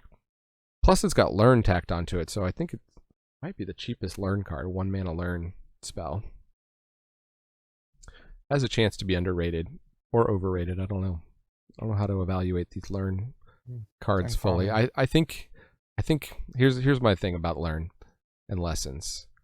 I think it's going to be less powerful than adventures were in Eldraine, but maybe more powerful than Foretell in Kaldheim. So it's kind of hot. It's card advantage, of course, and so that's always good. Only if you drafted enough lessons that are useful, but yeah. Right. But the set doesn't seem super strong, so maybe even getting the dirtly spells is a totally acceptable thing. So yeah, I don't know. I think it's probably good. Obviously, it's probably the top mechanic in the set, right? Yeah, I think it might be kind of like Mutate, where it's like decent and limited, but anyway, has some downsides. Well, what was it what was the Eldraine where you had the double spell cards? The adventure thing. That's just strong. That's super strong. I don't think it's going to be as strong as that. Well, it's similar in the it's similar. You can somewhat compare it. Spell, and you have a better creature card usually that goes with the spell. And the rummage ability is non-trivial because a lot of decks want cards in your graveyard, and a lot of cards have, abilities out of your graveyard. So they've built around that. here's the best red removal spell, and it's at common. 3 mana, can't be countered. Deals 4 damage to a creature or planeswalker. Here's where the can't be countered thing is actually really powerful. Remember those ward spells I was talking about? The ward creatures that it's going to auto counter your spell unless you have the extra 2 mana? Right. Don't have to pay it with Heated Debate. Yeah, that's like the strongest common. Just blast those cards, say, I'm not paying the ward. Oh, can't be countered. It goes to try and counter. Your spell says, nope, can't be countered. Yep. Green, couple fight spells here.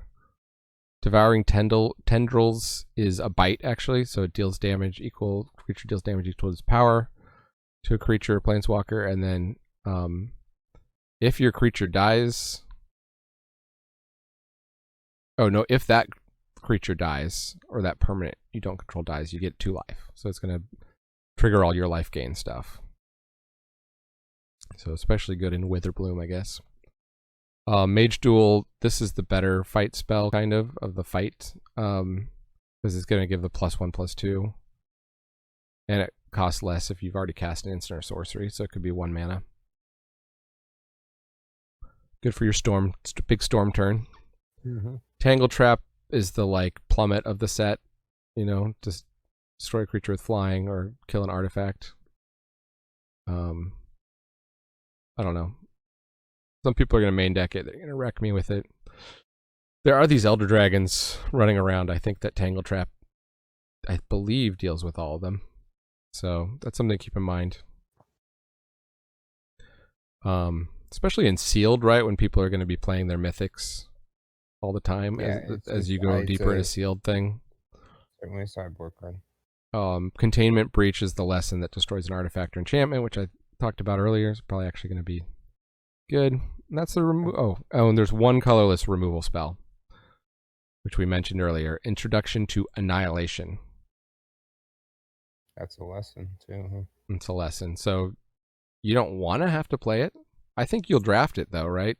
Like maybe not super high pick, but common ahead of the middle of the pack, just to have just to get one in your for your lessons to just go grab, deal with whatever your opponent's made that you can't deal with otherwise. It's gonna be a drafted card, that's for sure. They play a big Elder Dragon, you'll be happy to exile it and give them a card back, I guess. Maybe they draw land. So slow though, right? You just gotta like, I mean it. Yeah, so you gotta learn your lesson. You gotta have to trigger your thing, go get it, and then you have to have another 5 mana to play this at sorcery speed. Oh, but it's free though. That's the thing though. It's just the add-on. It's overcosted.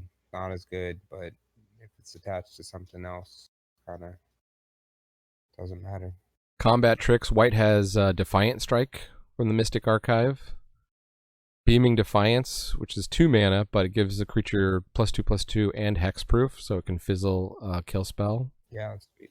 That's really good. Show of Confidence, that's the one we talked about for the Storm deck. Instant +1/+1 counter and gain Vigilance, but it's going to kind of storm off or copy itself. And remember, copies also trigger Magecraft, so Magecraft decks are going to want that. Defend the Campus, we talked about. It's a kill spell or a pump your whole team spell, which I like the flexibility on that. I think that's going to be a good finisher kind of card to have one of or something in your deck if you go wide. And Make Your Mark, we talked about various ways to play that. Anything that's 1 mana, though, is great for a combat trick, I think. Yeah. Even as low-powered as +1/+0. In this set, you're going to be paid off for playing instants and sorceries, so that, like, you know, playing that crappy creature or playing some kind of combat trick in your deck, I think you're going to go with the combat trick in this set, because it's all the synergies with playing spells. Blue, Arcane Subtraction. What do you think of this? Target creature gets -4/-0, learn.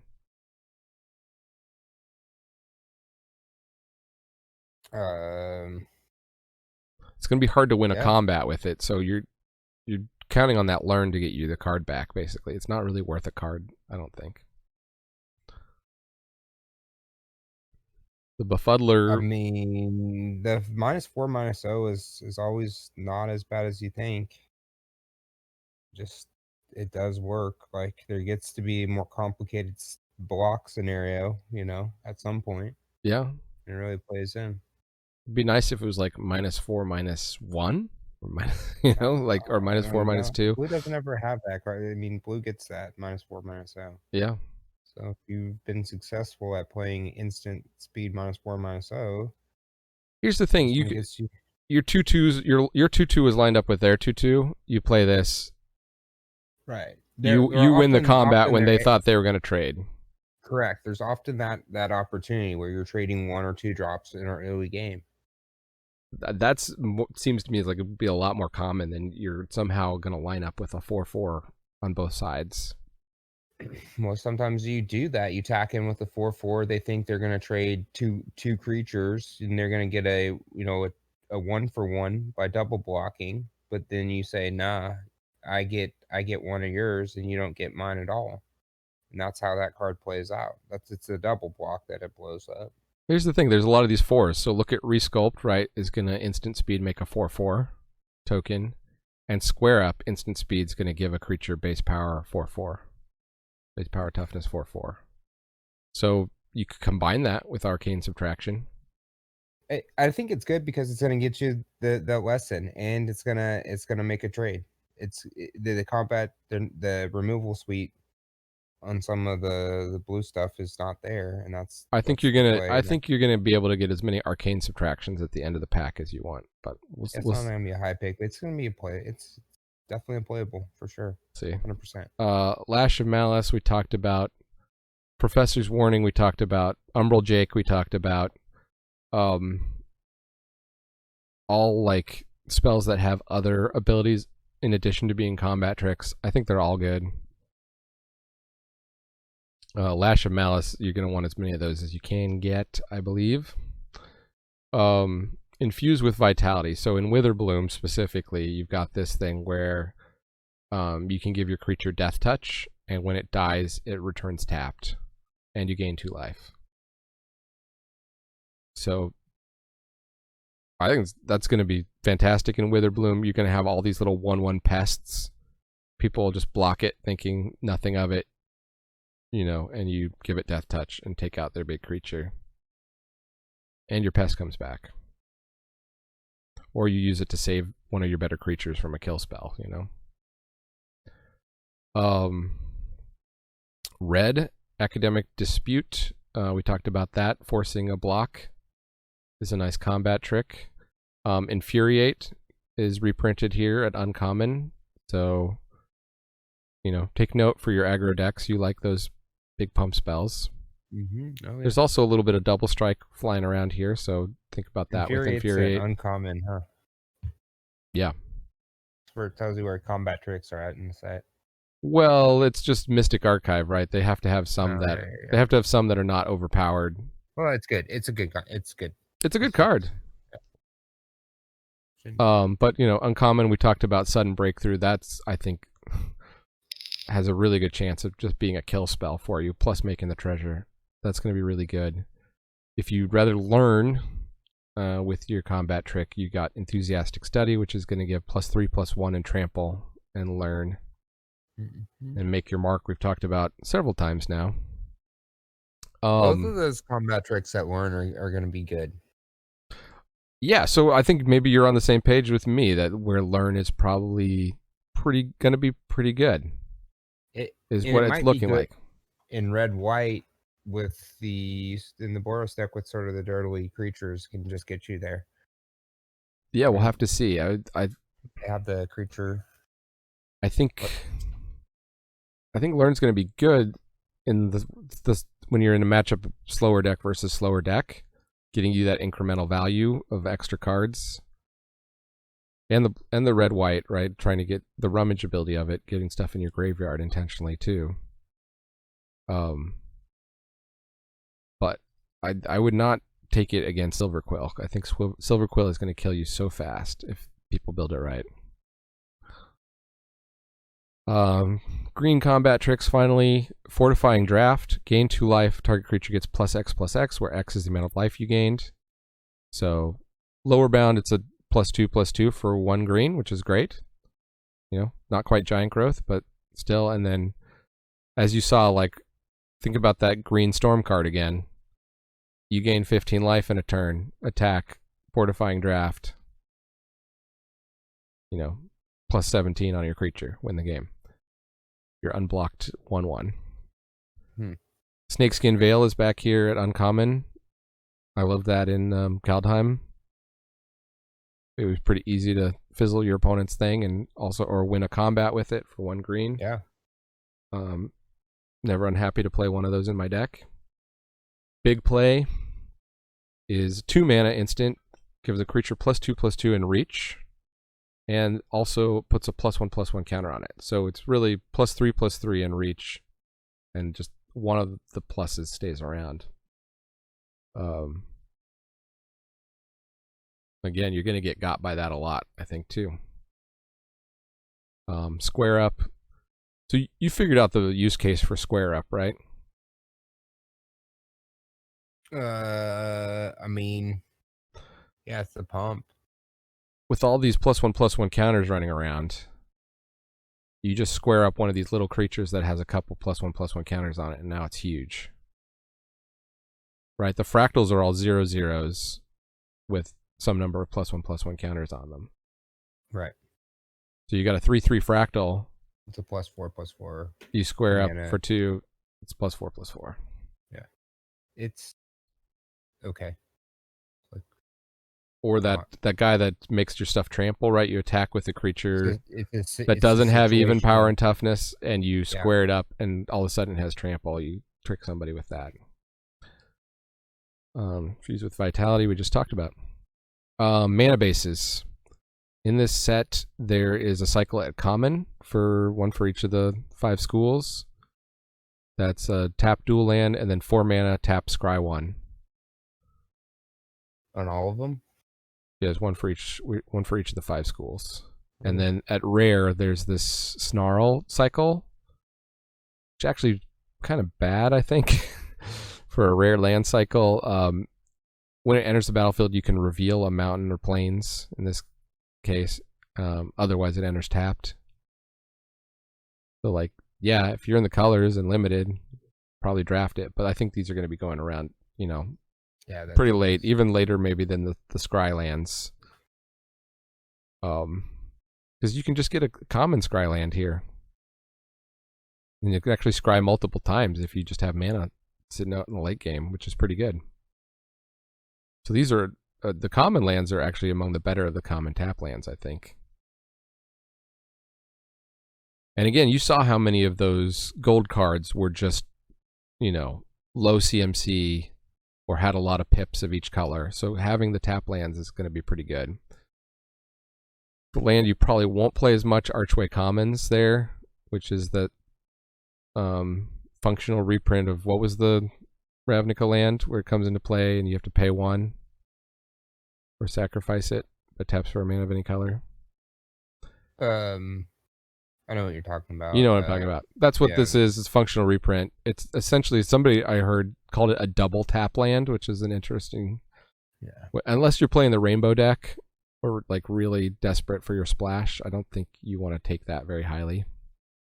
At rare, you've also got this Hall of Oracles, which is like a filtering land that can plus up when you cast instants or sorceries, which you're going to do a lot.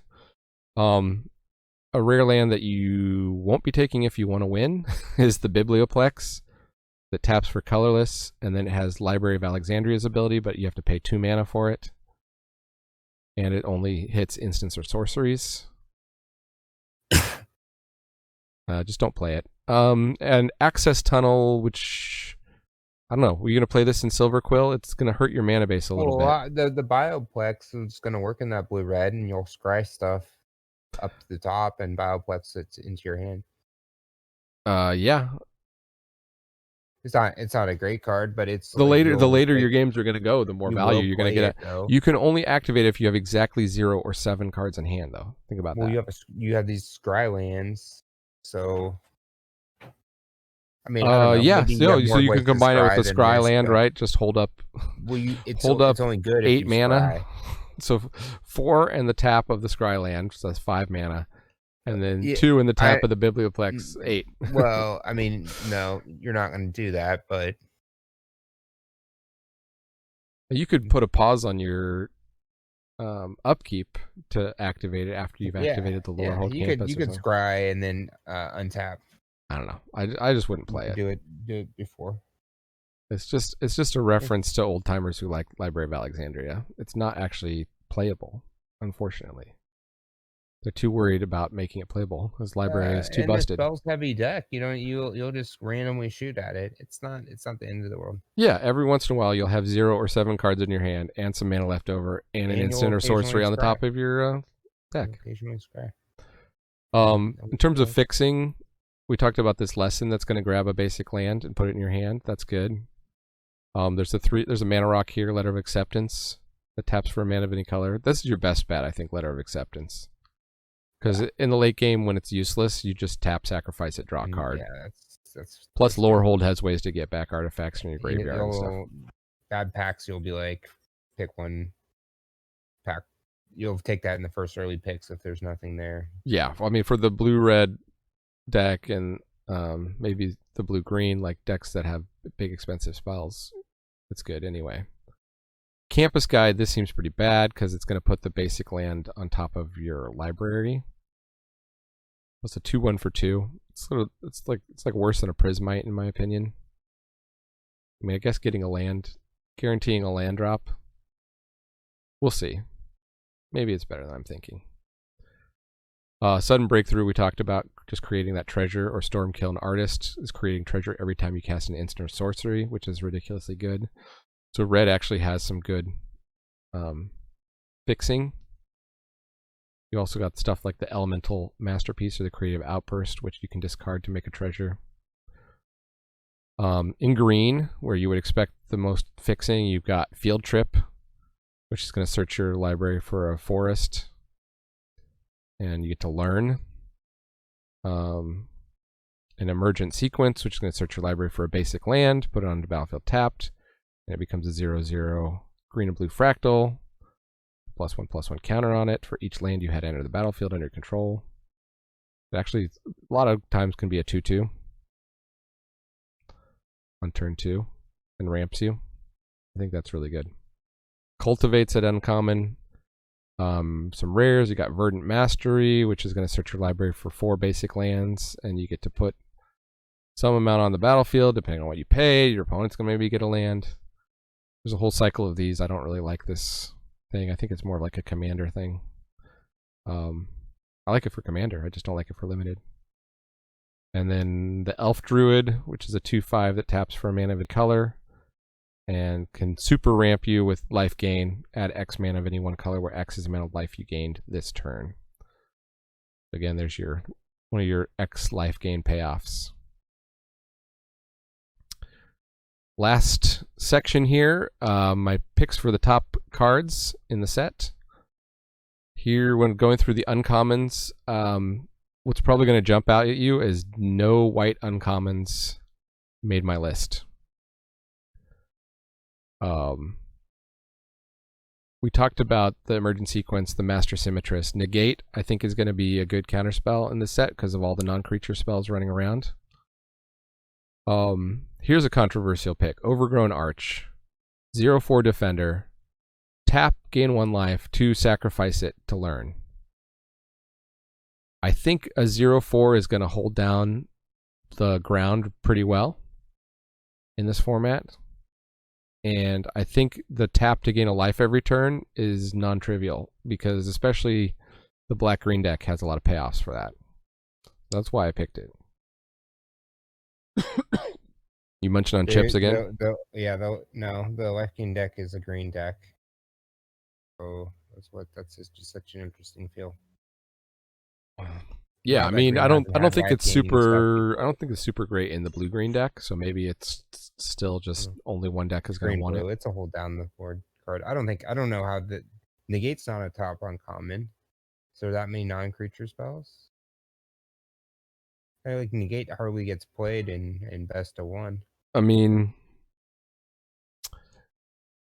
it's going to hit all of the lessons that make the tokens, the summoning ones.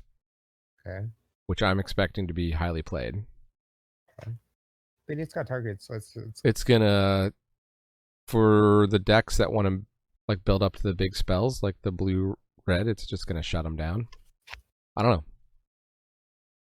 It's a little sideboard card, a little bit. I wouldn't love it against Silverquill. It's only 2 mana though.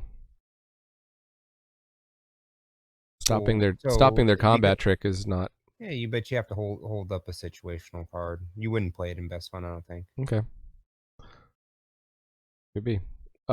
Igneous Inspiration, we talked about that. This red deal 3 and learn, I think is good. Stormkill and Artist, I really like the idea of just making treasure every time you cast a spell. It is a 2/2 for 4, but it's going to get plus for each artifact you control. So it could attack in at some point, I guess. It's a Voltron deck card. Maybe. Your multicolor. There's the blue-red Elder Dragon lets you tap treasures for 2 mana, I think. So you're gonna definitely pair that guy up with if you happen to open the blue-red Mythic Dragon. Eye Twitch.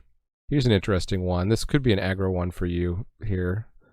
1/1 flyer for 1. So you're probably going to chip in a bunch of damage with it if you get it on 1 anyway. When it dies, you learn. Plus, it's going to wear all those counters, you know. Yeah, it's fine for sure. Shock's an uncommon. Shock's an uncommon.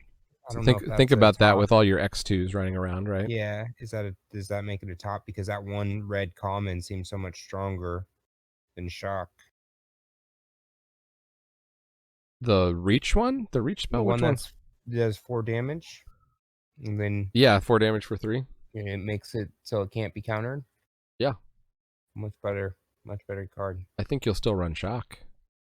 Doesn't make it a top uncommon. It's even struggled to be top commons in most sets. I think it gets pretty high picked in sets it's in. It's a top common in other sets, but it's not a top uncommon. I mean, think about they play their 5-drop in white red and shock, and you just shock it. It's so much tempo.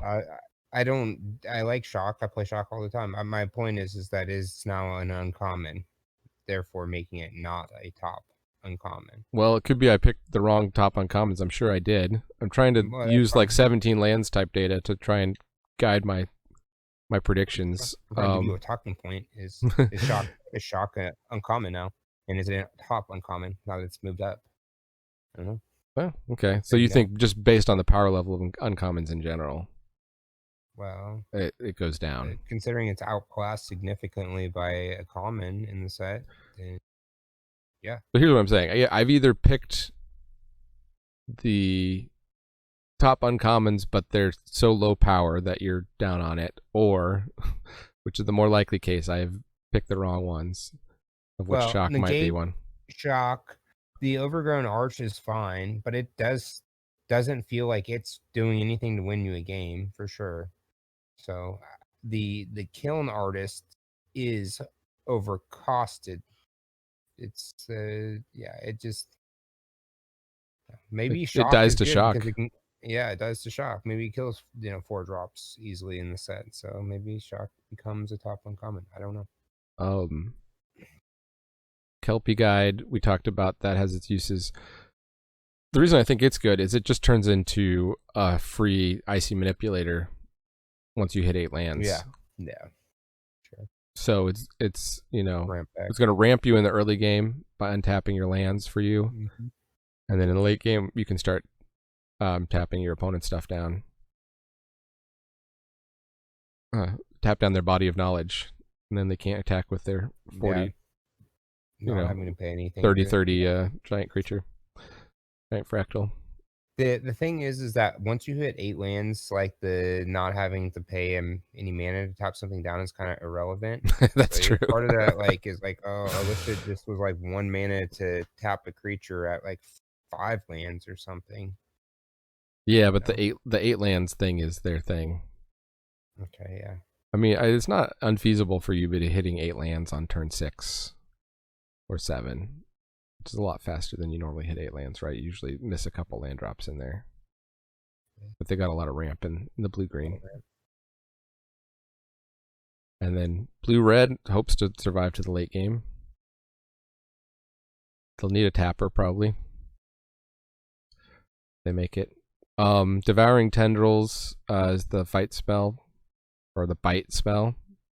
So it's just green removal. If I pick that. Black removal here with Eliminate. And then I call it a late audible on Snow Day. Just these 6 mana instant blue spells that steal tempo. And in this case, it's just drawing a card. Anytime that like draw a card is tacked on. In this case, it's draw 2 and discard. Then discard after. So I don't know. It has a decent chance, I think, of being an underrated pick. Yeah. The point I made against it was the having your hand stocked once you hit the 6 mana, but it does allow you to draw 2. You know, but it's a really, you know, if you're the beatdown, tapping down their 2 biggest blockers is good for 2 turns, right? And then if you're behind, tapping down their 2 biggest attackers for 2 turns is good too. Question is 6 mana. By the time you get to 6 mana, you're just dead. I think Silver Quill is going to try to kill you. In terms of the gold uncommons, I picked 2 from each school here. I like Rip Apart. I like the Return Pass Collar, even though I've talked about how easily it's killed. But just the ability, it is going to get you value, right, when it enters the battlefield. Return a spirit, instant, or sorcery from your graveyard. So it's a 4/2 flyer for 5, draw a card, kind of. That seems good. Closing Statement, removal. Killian, we talked about, is just crazy good. Maelstrom Muse is everything the blue-red deck wants to do. It's a 2/4 flyer, so it's going to block well. It's going to be able to attack. It's going to get you ramp. Rutha is also a good blocker that it can eventually duplicate a good spell.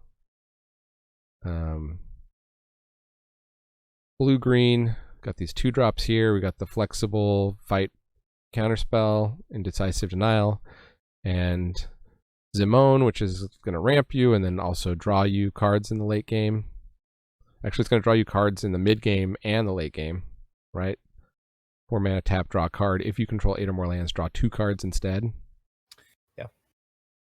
Just, you know, gotta love. Yeah, there's games where you're like, Zimone, they got the 8 lands, Zimone just out-carded me. Yeah.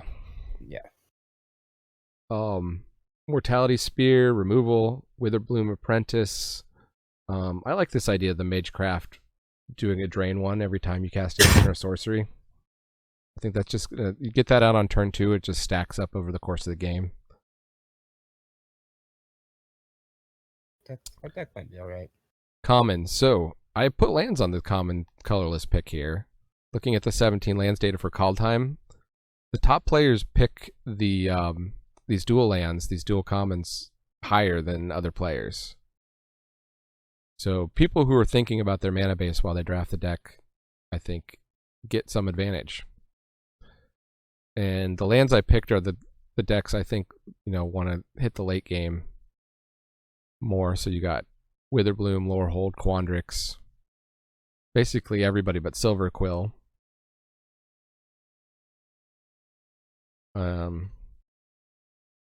And then for the colorless lessons, I like Environmental Sciences. It seems to be the best costed of the bunch, right? Just like when you need a land, you're going to have it in your sideboard. You go, you pay 2 mana, you go get the land, and you gain some life to help make up for the tempo loss. Letter of Acceptance, we talked about being able to tap for a mana of any color, ramp you, fix you, and then a late game when you don't need it, sack it, draw a card, replace itself. Again, here's my controversial pick, another of these defenders. Excavated Wall. You're probably going to be able to pick this up very late. There's not a lot of colorless commons, but here's the thing. The ability to 1 and tap and mill yourself A, Lorehold is probably going to want some number of these. Plus, it has artifact synergies. And B, I think all these decks that want to get to the late game, having a 1 mana 04 to stop Silverquill is going to be possibly really important. You can see that there's like a wall theme going on a little bit in this set, a little more so than the last few. Like it's going back to old school days with a little more walls. Yeah, one of the lead designers, this guy, Mark Rosewater, doesn't like the creature type wall because it's not really a creature. Right. But players love wall. So I feel like they're obligated to put walls in sets every once in a while. I like wall. My picks for hybrid commons are just basically all the lessons, except for in Quandrix. I like this Pledge Mage that just starts getting pluses, plus. And Quandrix likes having the +1 counters, right? You could square them up and plus them again. The lesson for Quandrix is X blue-green hybrid. So X and 2, and it just makes a fractal of with X +1/+1 counters on it. So it's like it's not even undercost, it's like double undercosted.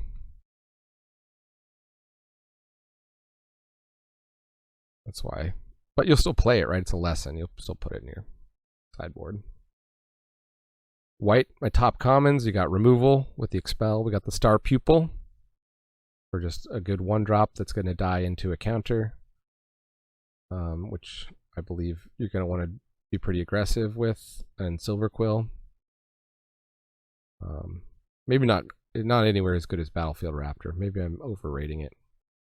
And then I like defend the campus.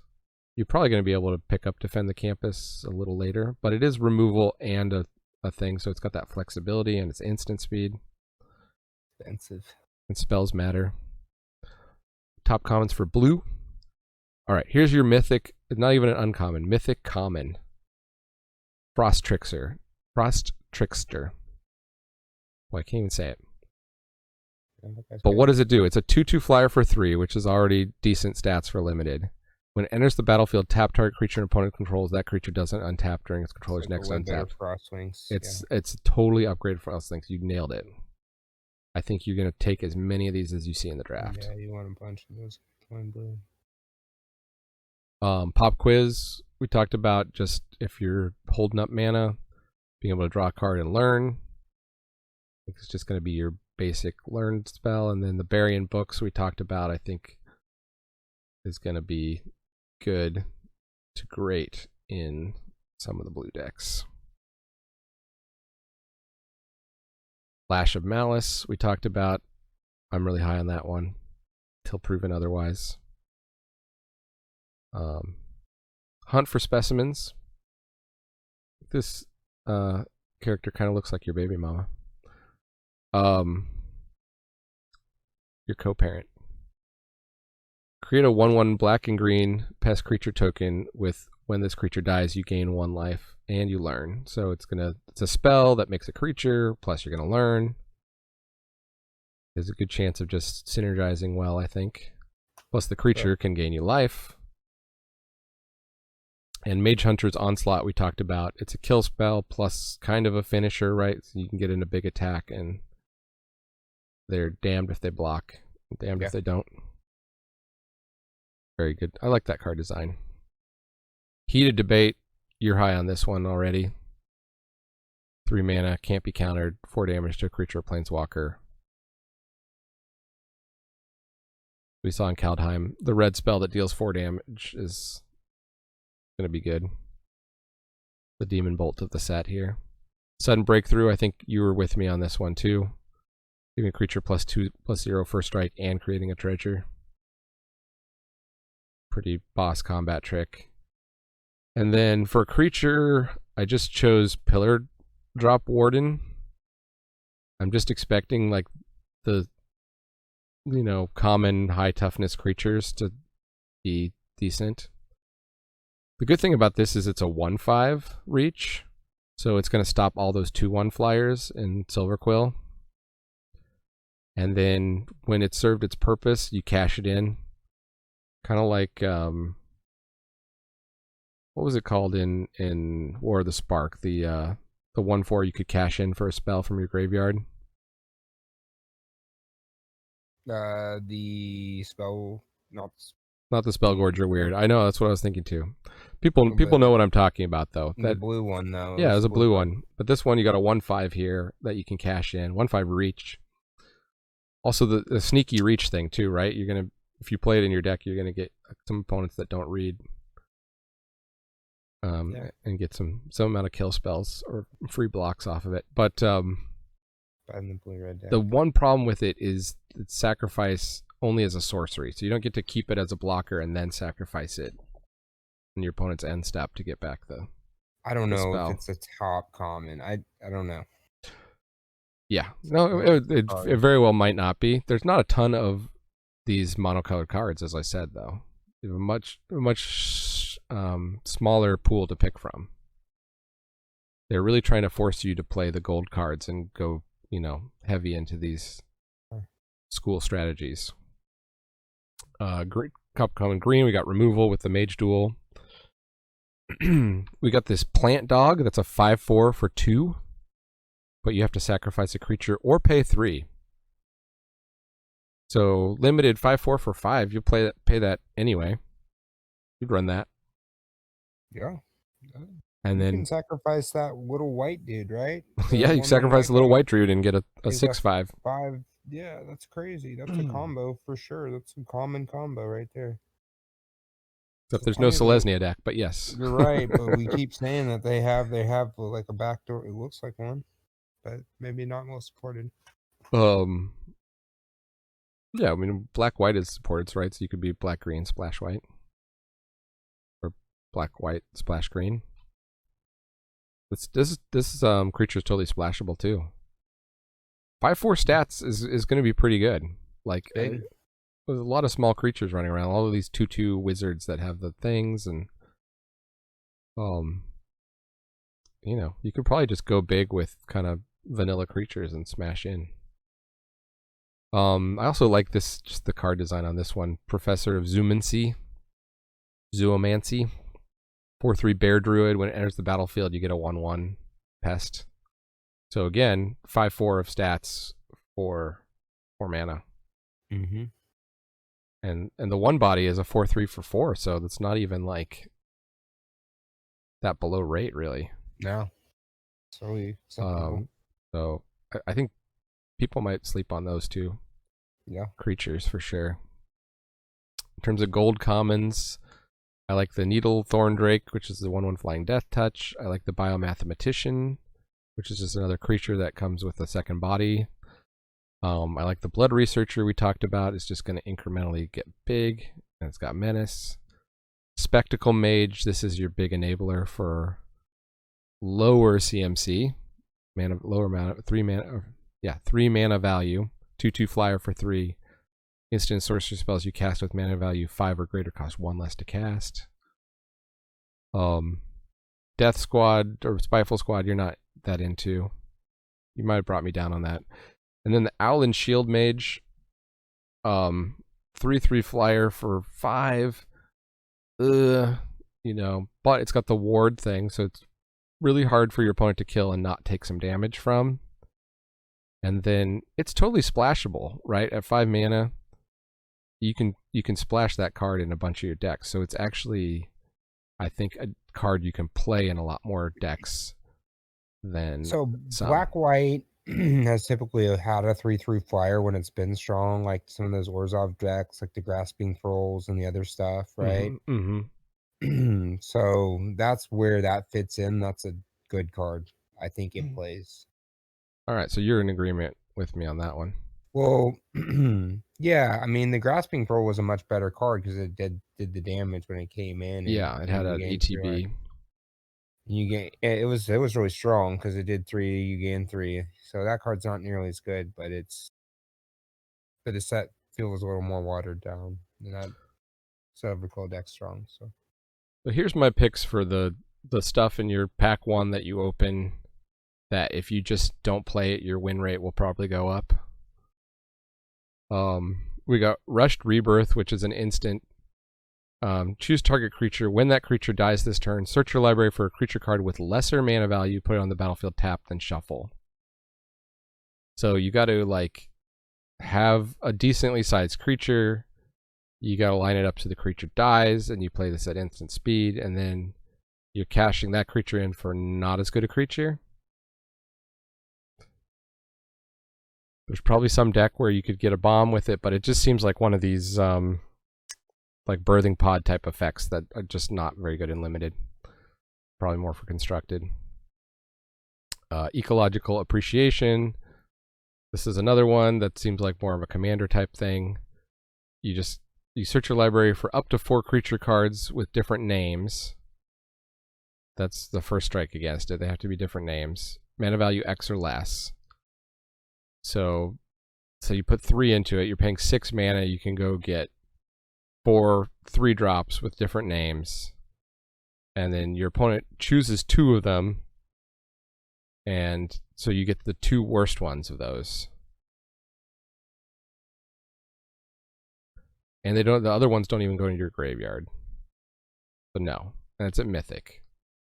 You're going to see a lot of that, I think.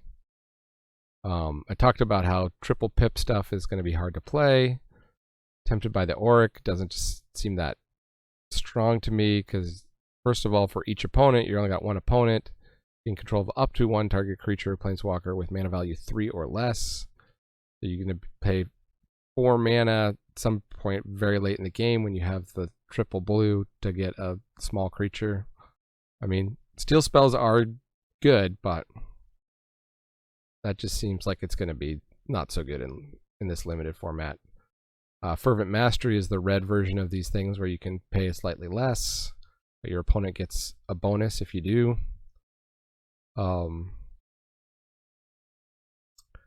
Search your library for 3 cards, put them into your hand, shuffle, then discard 3 cards at random. No. For 5 mana, tap out my whole turn, maybe lose most if not all the cards I grabbed. Harness Infinity, here's a really cool mythic, fantastic art. Cool ability, exchange your hand and graveyard, exile Harness Infinity. You can certainly play a deck where it sets it up. Get a bunch of those mill walls, right, and just stock your graveyard, and then at some point in the late game, you just, put instant speed, right, put your graveyard into your hand. I just think you could probably build a lot of decks that just win without having to do that.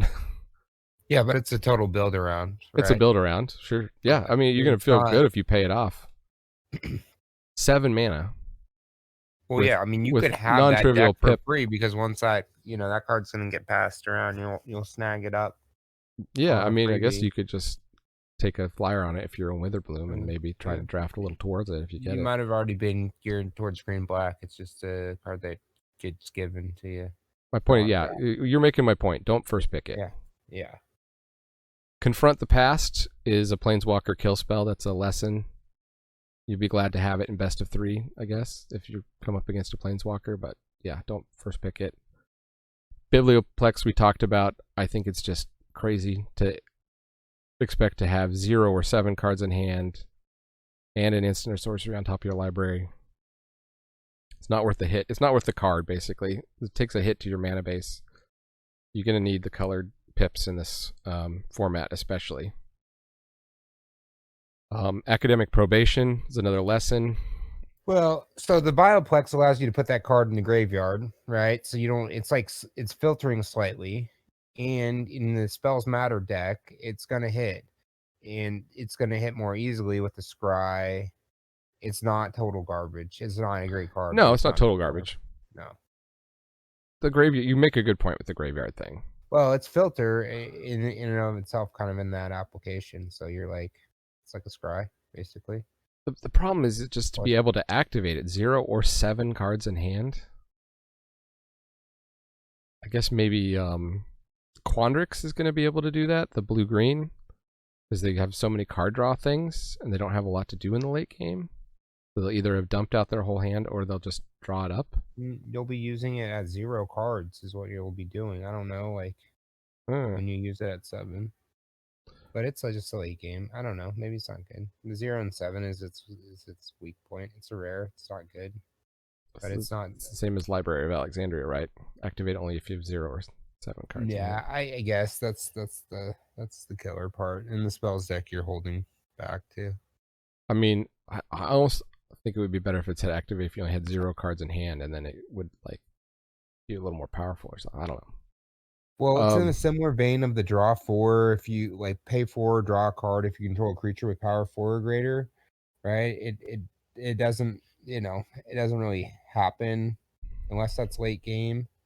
But if it's like if you're drawn out of stuff, then that card isn't terrible. It's not good though, because What if it was like a reverse Library of Alexandria? Activate only if you have between 1 and 6 cards in hand. It'd be better. Or between 0 and 7. It would be like complementary to Library of Alexandria. I don't know if that would be better. I don't know. Let's finish this out. Stop designing cards. Yeah, we're on the last couple here. I'm not really playing it. It's just go ahead. Yeah, it's better to know what to avoid. Like a lot of the rares and mythics are nice and powerful. You'll be able to recognize that immediately. You'll take them first pick, or take them second pick after the Mystic Archive. We're not talking about the obvious ones. Right. As I said, we're complimentary to the people who do the card by card reviews. You can go and watch their rare and mythic reviews if you want to get in deep on those. But I'm just going to tell you, here's the bad ones. You're going to improve your win rate a lot more if you just don't play these than if you know particularly the gradations of how good one rare is over another, in my opinion. Academic Probation, the lesson.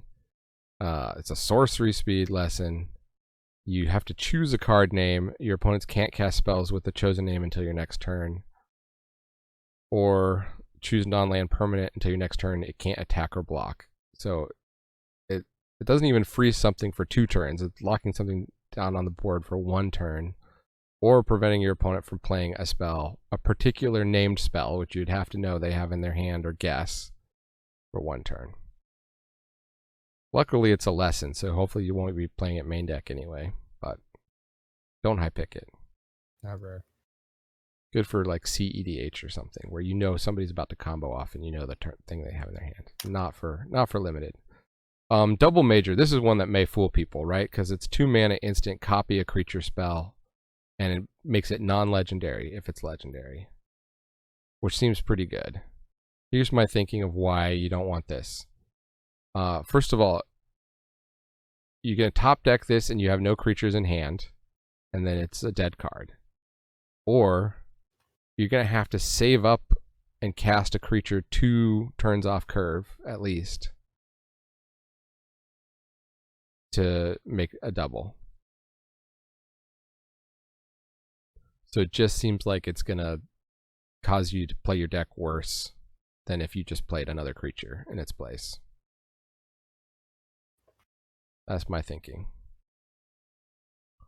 I know you like the Reflections of Littjara or whatever, the card in Kaldheim that copied creatures. Well, but that sat out on the battlefield and copied multiple things, right, over the course of the game. Giants deck. It worked in the Giants deck here and there, but yeah. Okay, so you're in agreement with me on that.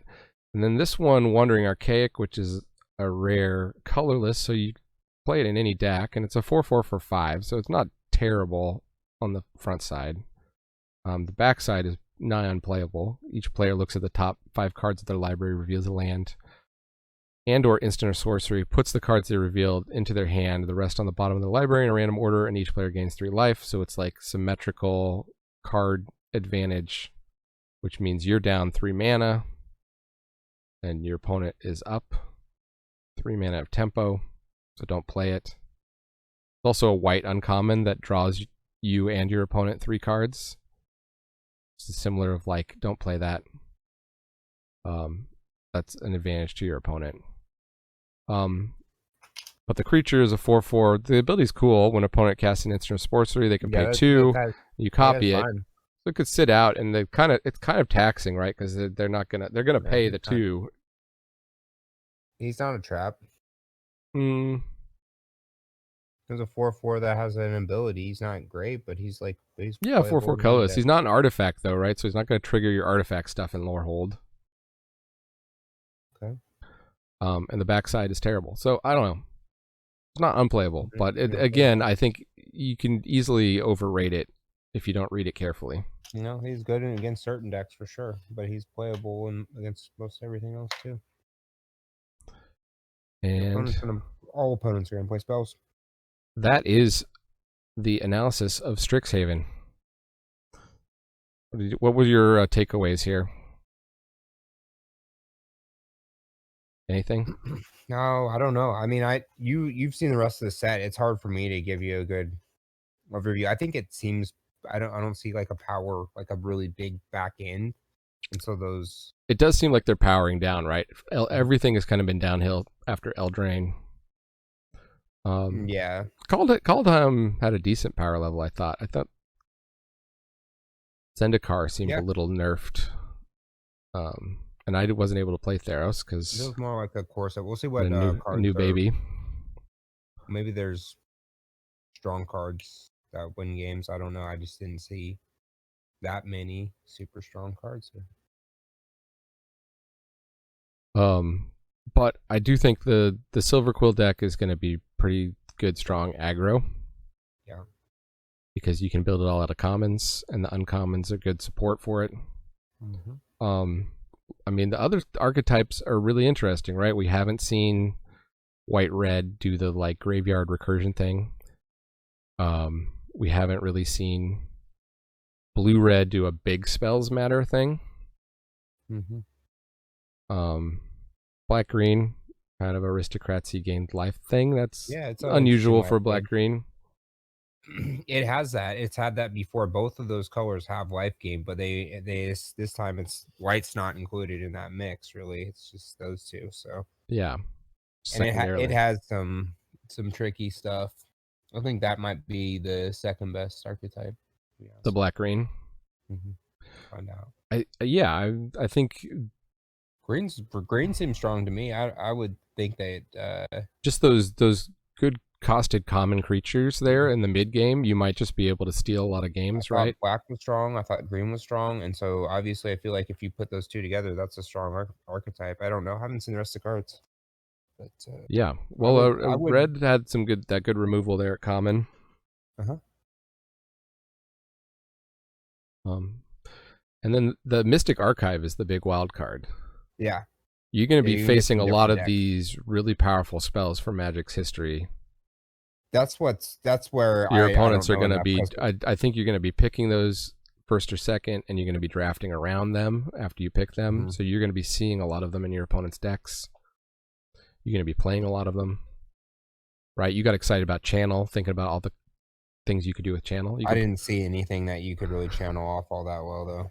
As I said, there's a 6-drop at common that's like a 4/5. You could play that Avatar for 5 mana for a 4/4. Green Storm stuff maybe with that life gain. Yeah, but it's just I don't know.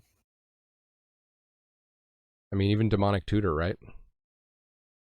Yeah, 2 mana. Go grab the best card in your deck. It's gonna be fun.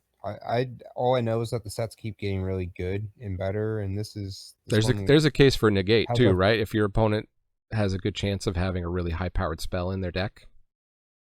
We've seen plenty of having negate in your back pocket, counter target instant or sorcery spells that are just not main deckable. It just feels like that's where they fall into. Maybe the set's different. If there is a set, it's this one. That's all I'll say. But you might be right. All right. Well, we're both tired. It's late at night. I'm gonna try to edit this and get it up in a timely fashion. Thanks for joining me here, Brobi. Yeah. And thank you all for joining me here in the attic. If what do we get wrong? Leave a comment. Leave a comment about which school you would join. And if you like this and you're not subscribed, subscribe. Then maybe you're too cool for school. And if you're too cool to subscribe, hit that like button. If you're already subscribed, hit that like button. You can still help me out. Still growing this channel. It's a small channel, but early subscribers are going to get access to giveaways and stuff. So join the party soon.